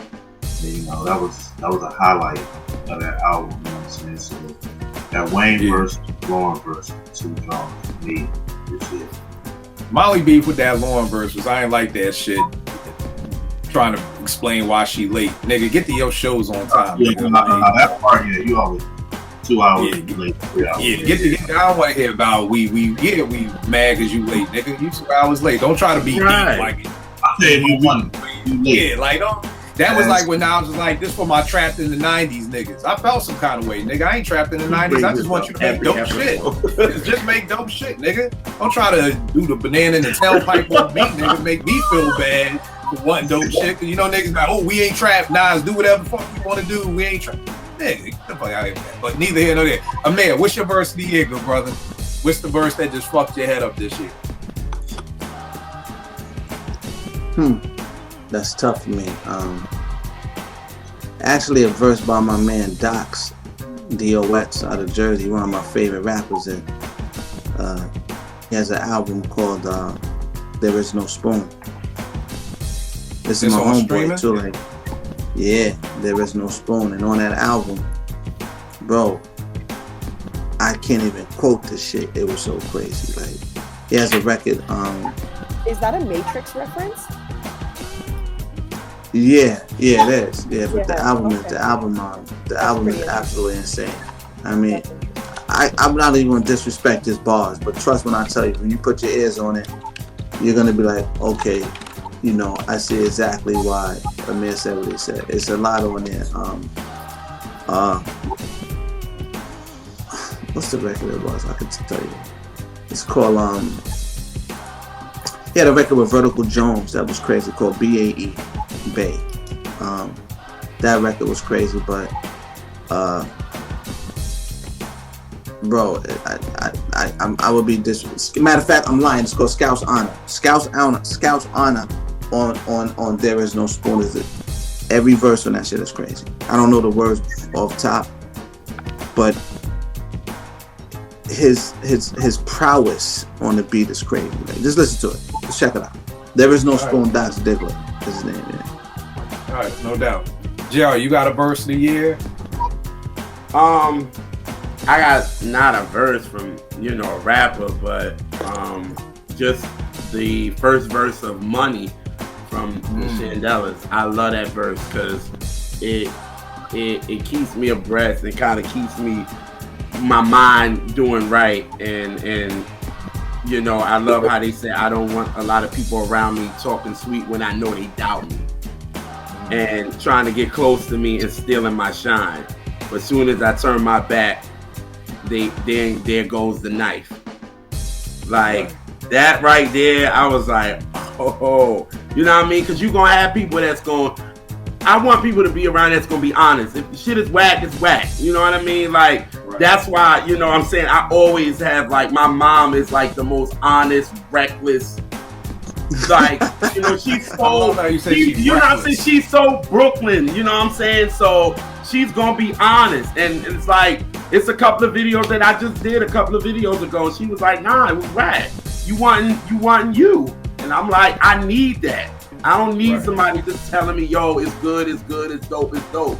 Nah, like, it makes so to have that and have people around you that's gonna be honest, you know what I mean? I need that. But sometimes I'm out there in my fucking feelings. I call those people the Goon Squad. John Chaney was talking about the Goon, the legendary R.I.P. John Chaney out of Temple University. Was talking about the Goon Squad. You need that goon that you just put in a game and just hit somebody. Like, nigga, if I send you this script, I want you to tear this shit apart. Don't tell me that shit. Tell me the truth, nigga. Like, you need that Goon Squad. So R.I.P. John Chaney, my favorite coach ever. Eddie, what's your verse of the year, good brother? All right. I got two, but I got one from Amir, and it's It's okay. Like the whole joint, Froze up for a man. second. Like You just when he froze starts up. What'd it. you say? Hello. It's okay. By That's Amir my on that shit. 21 grams. Yo, like the way he starts it off. I'm in the crib watching Farrakhan, like, and that whole just the bars, like quotables after quotables, and and the difference between, you know, what Amir was doing on that joint with the bars and quotables, it's like he's making you think. It's just so thought provoking, man. But so many dope lines in them. Like, Thank you, man. what was it like? If you the answer to the question, you don't need to practice. If you're the answer to the question, you ain't. Yeah, if you're the when I said when you're the answer to the question, you ain't gotta practice. I made money outside and put it in the mattress. The way I kick shit, you can't stop this flow with Imodium. And I speak like Pulitzer Prize winners while at the podium. Like Mad Smooth, hardballers, Chris Matthews. It's overstated when it's past due. Like I'm motivated by Bitcoins and cash too. I'm still fact checking even when it feels true. So I think that whole joint, when I approach it, I try to make each bar singe in the soul of a person. Like you see when they do a cow and they take the thing and that's kind of like how I try to make my shit stick to somebody in some shape, form, or fashion. Like it don't always do it, but you know, if they walk away with one or two quotables, like I told Kill. Yeah. If they walk away with something, they'll come back. Yo, like that was the joint that really stuck with me, like from the first time I heard 21 grams. And then when you had said like you had a video for it, man, I lost my damn mind. I was like, damn, you made a video. They blocked me on that video too, bro. They said I had malicious content. Yeah. That's BS, yo. But yo, my other verse of the year would be I Am God on that Doing Filthy. You know, he got the last verse on that joint, yo, like, and he goes in, yo, and that joint, like that posse cut, like everyone is going in. And I'm kind of like, damn, man, they might get my guy on this joint, but He came out with that last. He came out swinging. He came out swinging on that verse, yo. That's dope. That's dope. I got two, like everybody else. One is Amir's No Justice, No Peace. I would recite it, but it's not on Genius. So without Genius, I can't do shit with lyrics. The next one, my guy, Stove Guy Cooks. On West Side's Gun, the shit is called Vogue Cover. This nigga said the plug had me sitting at his crib for 7 hours. He mowed the lawn, washed all his cars, and watered the flowers. In the back of my mind, I'm like, nigga, go get the powder. It pays to hit them last free throw shots when you down one. And he just want to see how much I really want it. And if a little bit of time will make a nigga give up on it. Fuck it, I'll sit here and wait, because we gonna stuff so many in the door, panel won't screw on straight. 28, 26, 28. We do numbers through the Cartiers. Every day for a month has blocks sprayed up. She said, your jewelry costs what? I said, a Mustang truck. And it just goes on from there. But y'all know I love Stove God. I swear he's got some of the craziest, slickest drug bars there is. I don't know. Him and Pusha, like, I don't know how they do it. I know Stove God just came out, but remember, I was at my quota for drug rap with Pusha and Benny. I was there. Somehow Stove God came in and made way for even more coke rap in my mind. So tell me this. What albums were supposed to come out this year that you were disappointed they did come out? And then are those the albums you're looking forward to in 2022? So it's a two-part question. I'll start just for an example.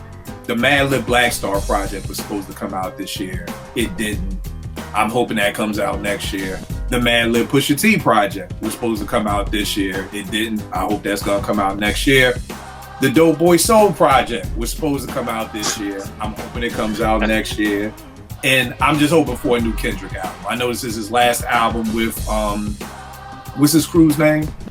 Black Hippies. Big TDE. Dog, Top Dog. Yeah, TDE. Top This Dog. is the last TDE. project with TDE. So just interested to see how that comes. I know Dope Boy Soul's coming in 2022, definitely. The other three, I have no idea. You know, supposedly his Madlib Black Star album's been done for, they've been talking about this for 2-3 years now.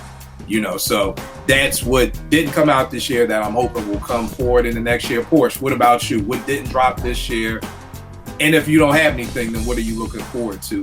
No, I do, and I tweeted about it when you told me that Drake was going to end up on this show. I pleaded to the hip hop gods that these guys. He didn't end up in the hip hop list. He didn't end Let up me in the tell you, hip-hop the hip hop gods didn't listen to me at all.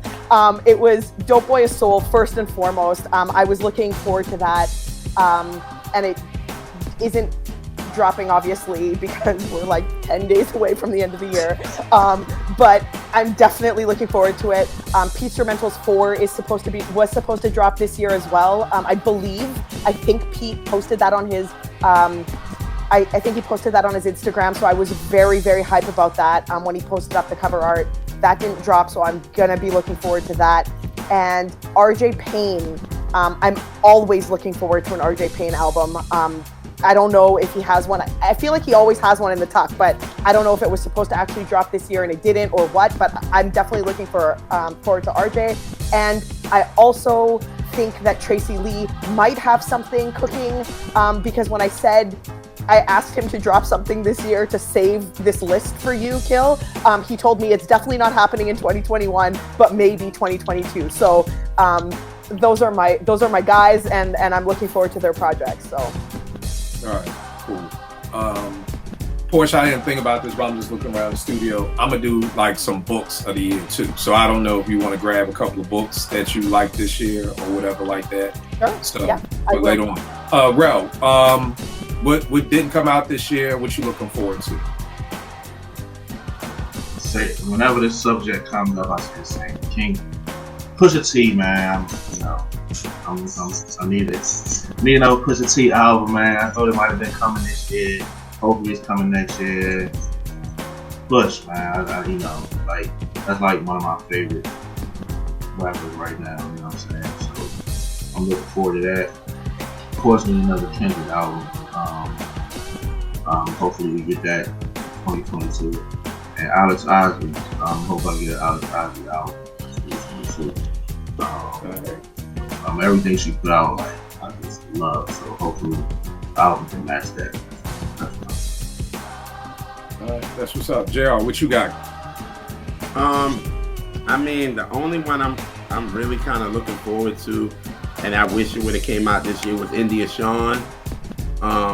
She's down with D Mile and all that, and she was supposed to come out with a record. She got a joint with Anderson .Paak. There's entirely too much music. Like, yeah, you like India Shawn. I'm like, who's that? You like, she's down with D. I'm like, who the fuck is that? Like, D Mile. I'm sorry. Yeah. Who's D Mile? Who's that? He's the one that did the whole what is it, Silk Sonic album. Oh, he's a producer. Yeah. I thought Pac and them did this album. I mean, they were, but D Mile was like the main producer of it. Like, he did leave the door open. You're getting old when you need the magnifying glass on your phone to read the line notes. I'm like, okay, let me pull out the magnifying glass so I can read these line notes now. But D Mile, he worked with like so many people. Like, I've been a fan of him since he was working with Mary back in like 2009. But he works with Lucky Day. He works with Bruno Mars. You know what? I just saw Bruno produced by Bruno Mars, D Mile, and I don't think I ever really peeped. Yeah. Okay. So India Shawn was supposed to come out with an album this year, but she just gave us an EP with all songs singles that came out this year. But I'm like, whatever. But I'm just looking forward to Kendrick. Honestly, right. I know people would thinking I'm gonna say Mary, but no. I feel you. Mary may be at that point when it's just time to tour. Just tour. No, we don't know. Amir, what you looking forward to this in 2022? To be honest, man, I'm looking forward to dropping Dope Boy Soul, bro. That's what it is. I'm excited. I got a ton of other records, I've been cooking up. I got some with you, I got some H.E.R. I got records with a bunch of other, producers. And I'm really just looking forward to, you know, touching the surface, man, and seeing how people receive me and kind of pushing forward. Peace Instrumentals 4, I'm looking forward to that. And, you know, quiet has kept me and Pete working on, you know, we started working on another project, but like I told you, also working on another mixtape too. So that's been pretty, that's going to be fun. And so, yeah, you know, and the features I got coming up. So I look forward, to be honest, I look forward to, it's not, I don't want to sound like, you know, narcissistic or any other type of selfish, bro, but I've been waiting to drop this shit for a minute, man.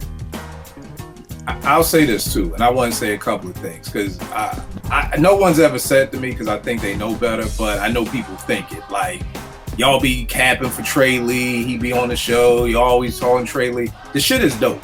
Let's just start right there. The shit is dope. I don't want people thinking I'm capping for Amir. I got cool with Amir because I reached out after hearing the album, and I was like, yo, this shit crazy. Yo, can we get you on the show to do an interview? The interview happened. We got cool. He's part of his squad now whenever he's free on Thursday. And I want people to understand that this is showing love. This is if somebody is dope, this is what you're supposed. Let me take 2 minutes to teach motherfuckers with this shit. Talk. You got the collection plate this week. Love the people you fuck with. Do you think if I had a radio show in 1988 and I got cool with Big Daddy Kane, I would not have Big Daddy Kane on my show, and I would not be talking about how crazy Raw was, and I wouldn't be talking crazy about Set It Off and just rhyming with it? This is the way you're supposed to show love. You know, it warms my heart for people to say, I wouldn't have heard about 21 grams if it wasn't for Apartment 5B, if it wasn't for Porsche, if it was, and I don't want no props from that. It's just, this is what you're supposed to do when you hear dope music. You hear dope music, you don't want to keep it to yourself. I hate the people that be like, oh, you whack, you just getting on. Nigga, who cares when I get on? If you care about the art, see, you worried about your props. You want to be the person to get the props and be like, oh, I knew about it first. That ain't hip hop. That ain't the culture. That's some old your own dolo bullshit you on. If you love something, you supposed to get it out to people. You supposed to throw the alley oop. Stop being a selfish ass point guard and pass the rock. That's what you supposed to do with hip hop. That part. You supposed to pass the rock and get it to somebody else, and then they pass the rock. You know what I mean? Y'all playing that selfish ball. So I'm just saying all that to say, it's not like I had Amir on the show. I did have him on the show because it's like, yo, I want to salute this man. I want to give him his flowers now. He dropped a dope project. He's on everybody's list. I want to show this nigga love. So because I know there's somebody like, oh, y'all niggas sucking off from there. Ooh. Nigga, this is just showing love. There ain't no standing up here at all. That shit don't exist in this apartment. Yeah. You know what I mean? Yeah, but this is just about showing love. And that's all we're doing right now. Facts. And it was super organic, bro. I mean, I can recall the first interview I did with you guys. I think I was in my car. I had like a gray sweatshirt on, a red hat on, I think. Right. I was just, you know, we had just finished putting out, you know, or letting the link fly for 21 grams. And, you know, there's a lot of growth that is taking place, a lot of, you know, conversation. So I sincerely appreciate every one of y'all for taking the time to listen or hit me up, bro. I'm a human being. I mean, at the end of the day, you know, as an artist, you have to cultivate and build relationships. And I treat everybody the same. I'm pretty any way y'all would say that. I mean, deal or no deal.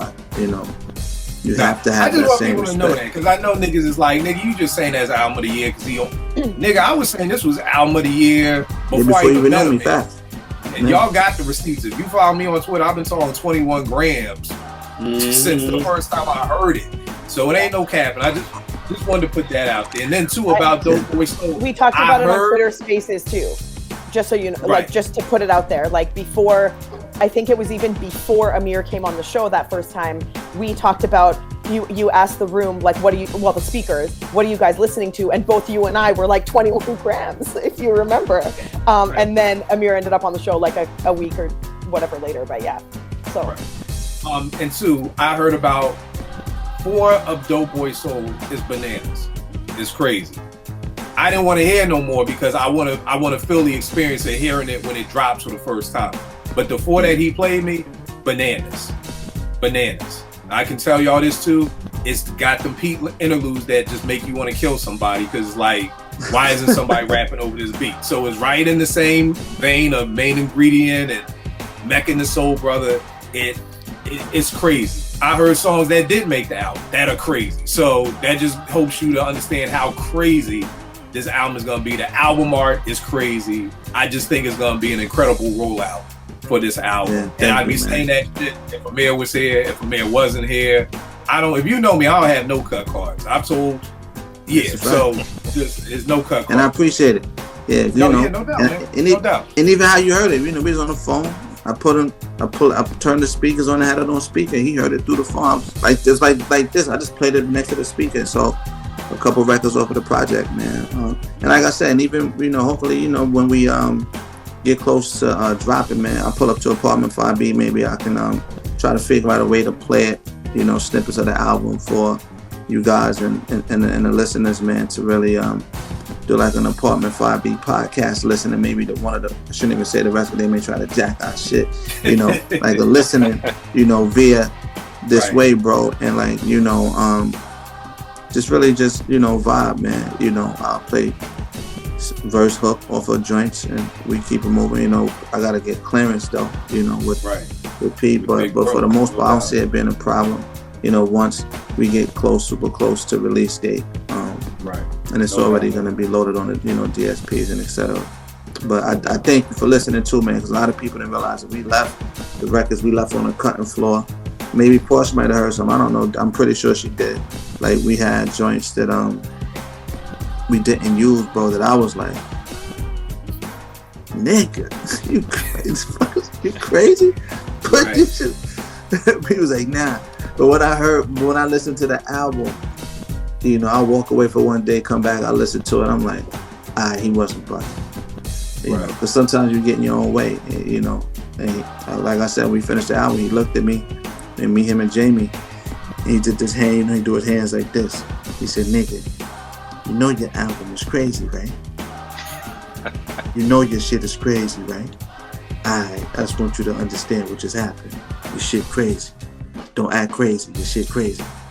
I said, we packed it up, went and got some Dominican food and left, from the studio. So it was cool. But yeah, man, I just, pray for, success and to be a voice of reason in a community that we needed so much. But I don't want to be the only voice. If I'm one of the voices, I'm part of that vanguard that brings forth the change and how we're perceived and not letting people play with us like that because they playing in our face a lot. And some artists don't have the courage or know how to package what they say. So if I'm one of the ones that, have to do that, so be it. But I can't let them play with us like that. Not on my watch. I feel you. It's gonna be crazy. It's gonna be crazy. Eddie, what about you? I'm really glad that you said that little disclaimer because the same thing happened with Tracy Lee last year with Glory. Glory ended up on all of our lists and for very good reason. I mean, if anyone heard it, they'll understand it. It speaks for itself. But I'm really glad that you said all that. So thank you.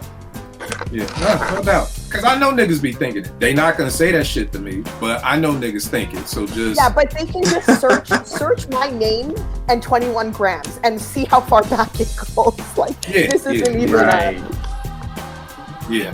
no doubt. Eddie, what you got for 2022? What you looking forward to, bro? Oh man, there was a lot of joints that you guys name. Dope Boy Soul, of course, that definitely. Like You Kill. I was hoping that this might be the year that the Black Star album dropped. You know what I mean? But it's kind of like at Detox. At this point, you know what I mean? It's a fable. It's not though. It's not. I do know. Because I was gonna say it's at some least people done. in that camp. They working on that. I think they just working out the legalities and the logistics. But so like that's the thing that's different than Detox. If we ever get it, I don't know, but it is at least all right. Done. So speaking of my next one, since you're talking about people in the camp, my next one that I was hoping to get this year was the De La Soul, where it was half Pete Rock and half Primo. or whatnot. Yeah. So that one I'm still got hope for. You know what I mean? And I know De La is in a good place. They got their publishing and all that sorted out. So hopefully now that they're in a good place, that we get that one also. What else, man? I'm actually excited because it's these two MCs. One I discovered through Kill, King James, right? King James and his partner in rhyme, H.E.R. They're supposed to be dropping their collaborative album. I'm not sure if it's coming out late this year or next year, but I'm definitely excited for that now. And I can tell you too, me and King James are working on the album, so that prayerfully will be out next year too. Oof. Oh yeah, man! Definitely looking forward to that. I know I Am God got a new album dropping. Tracy Lee, hopefully he'll drop another project. Kendrick. I'll definitely like to hear his last album on TDE. Definitely interested in that as well. All right, no doubt, bro. Did I already ask you? I can't remember. You did, JR. Did I ask you what you're waiting for? All right, Porsche. What's your books of the year? So dropped this year or just ones that I read this year? Because there's a difference. Yeah, you can do Okay, cool. Okay, so first off is this book here. It's The History of Gangster Rap, and this book is, and I'm taking my time with it because it's very good, and I almost don't want it to end. There's a lot of pictures. There's a lot of quotes from Ice-T, Ice Cube.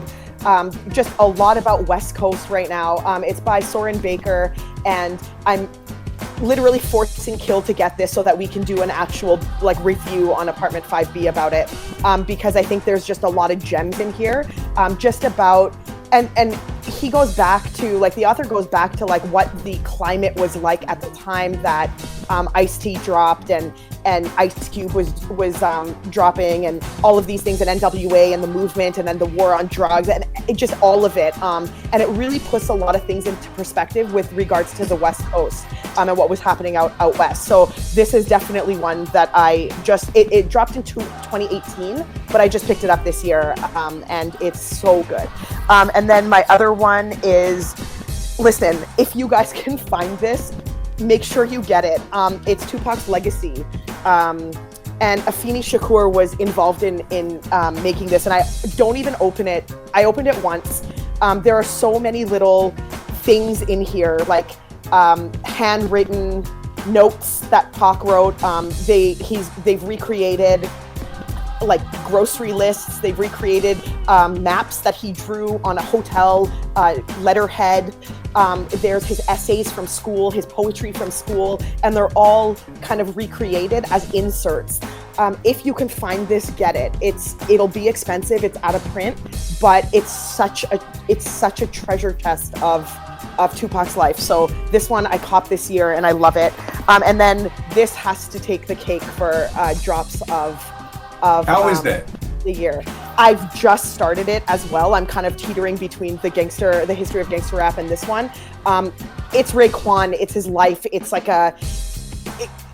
you can't go wrong. It's just, if you like Wu-Tang, which I think universally hip hop loves Wu-Tang, this is definitely a must read, a must have, and definitely purchase it because these books will go out of print. I keep telling people on Twitter, make sure you buy physical copies because hip hop is such a niche subject in printed books, and they don't stay in print for very long. I don't know what happens behind the scenes with the publishers, but I feel like there's only X amount of prints that they do, and then once it's gone, they're just okay, well, we're not reprinting, and then it just circulates in the secondhand circles. But get this, it's available at Barnes & Noble.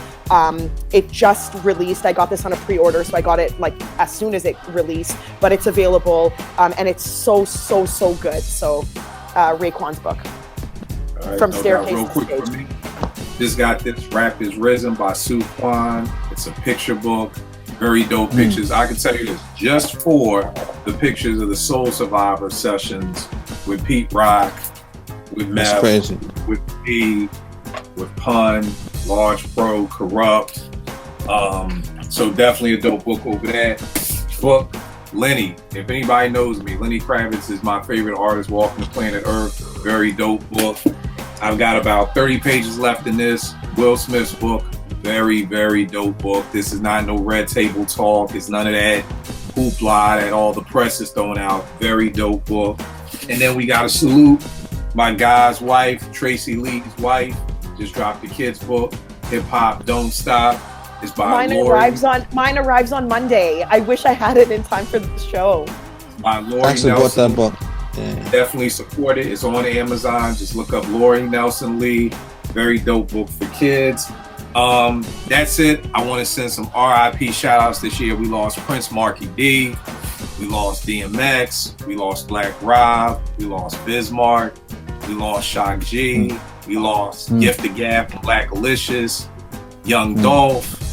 On a personal note, we lost that Blessed girl, one of my homegirls who was an up and coming producer who would, man, she would always pop up over here when we would be live. Yes, she did. She would always be watching the show with us every time that we went live, and I miss that. I miss not seeing her name pop up over here anymore. My man Black Mad from the Dirty Old Men crew. We just lost a lot of people actor-wise. We lost Michael K. Williams, aka Omar, Hank Aaron, Cicely Tyson, Melvin Peebles. You know, we lost a lot of people this year.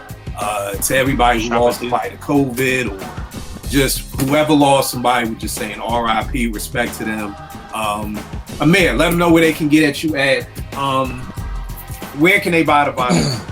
It's vinylindex.com. Vinylindex.com. They still have them. Everybody's asking me about this album. One thing I love about albums is I love when the vinyl is colored. You got the nice red color. Wrong way. Vinyl, nice red color. Very dope. So vinylindex.com. But tell them where they can get at you. What's coming up for the new year. Everything, good brother. Oh yeah, man. You can get at me on Twitter at 25th Hour Man, number 2, number 5, THHOURMAN. On Instagram, it's AMXXR, period A.M.X.X.R. I'm pretty easy to find, man. Those 2 locations where I'll primarily be at. So I'm there. We got Dope Boy Soul coming out 2022. We got Instrumentals 4 coming from True Soul Records. And I think he's working on Return of the SP. We may have another tape coming out too. So, I mean, you know, we just working on this side of town.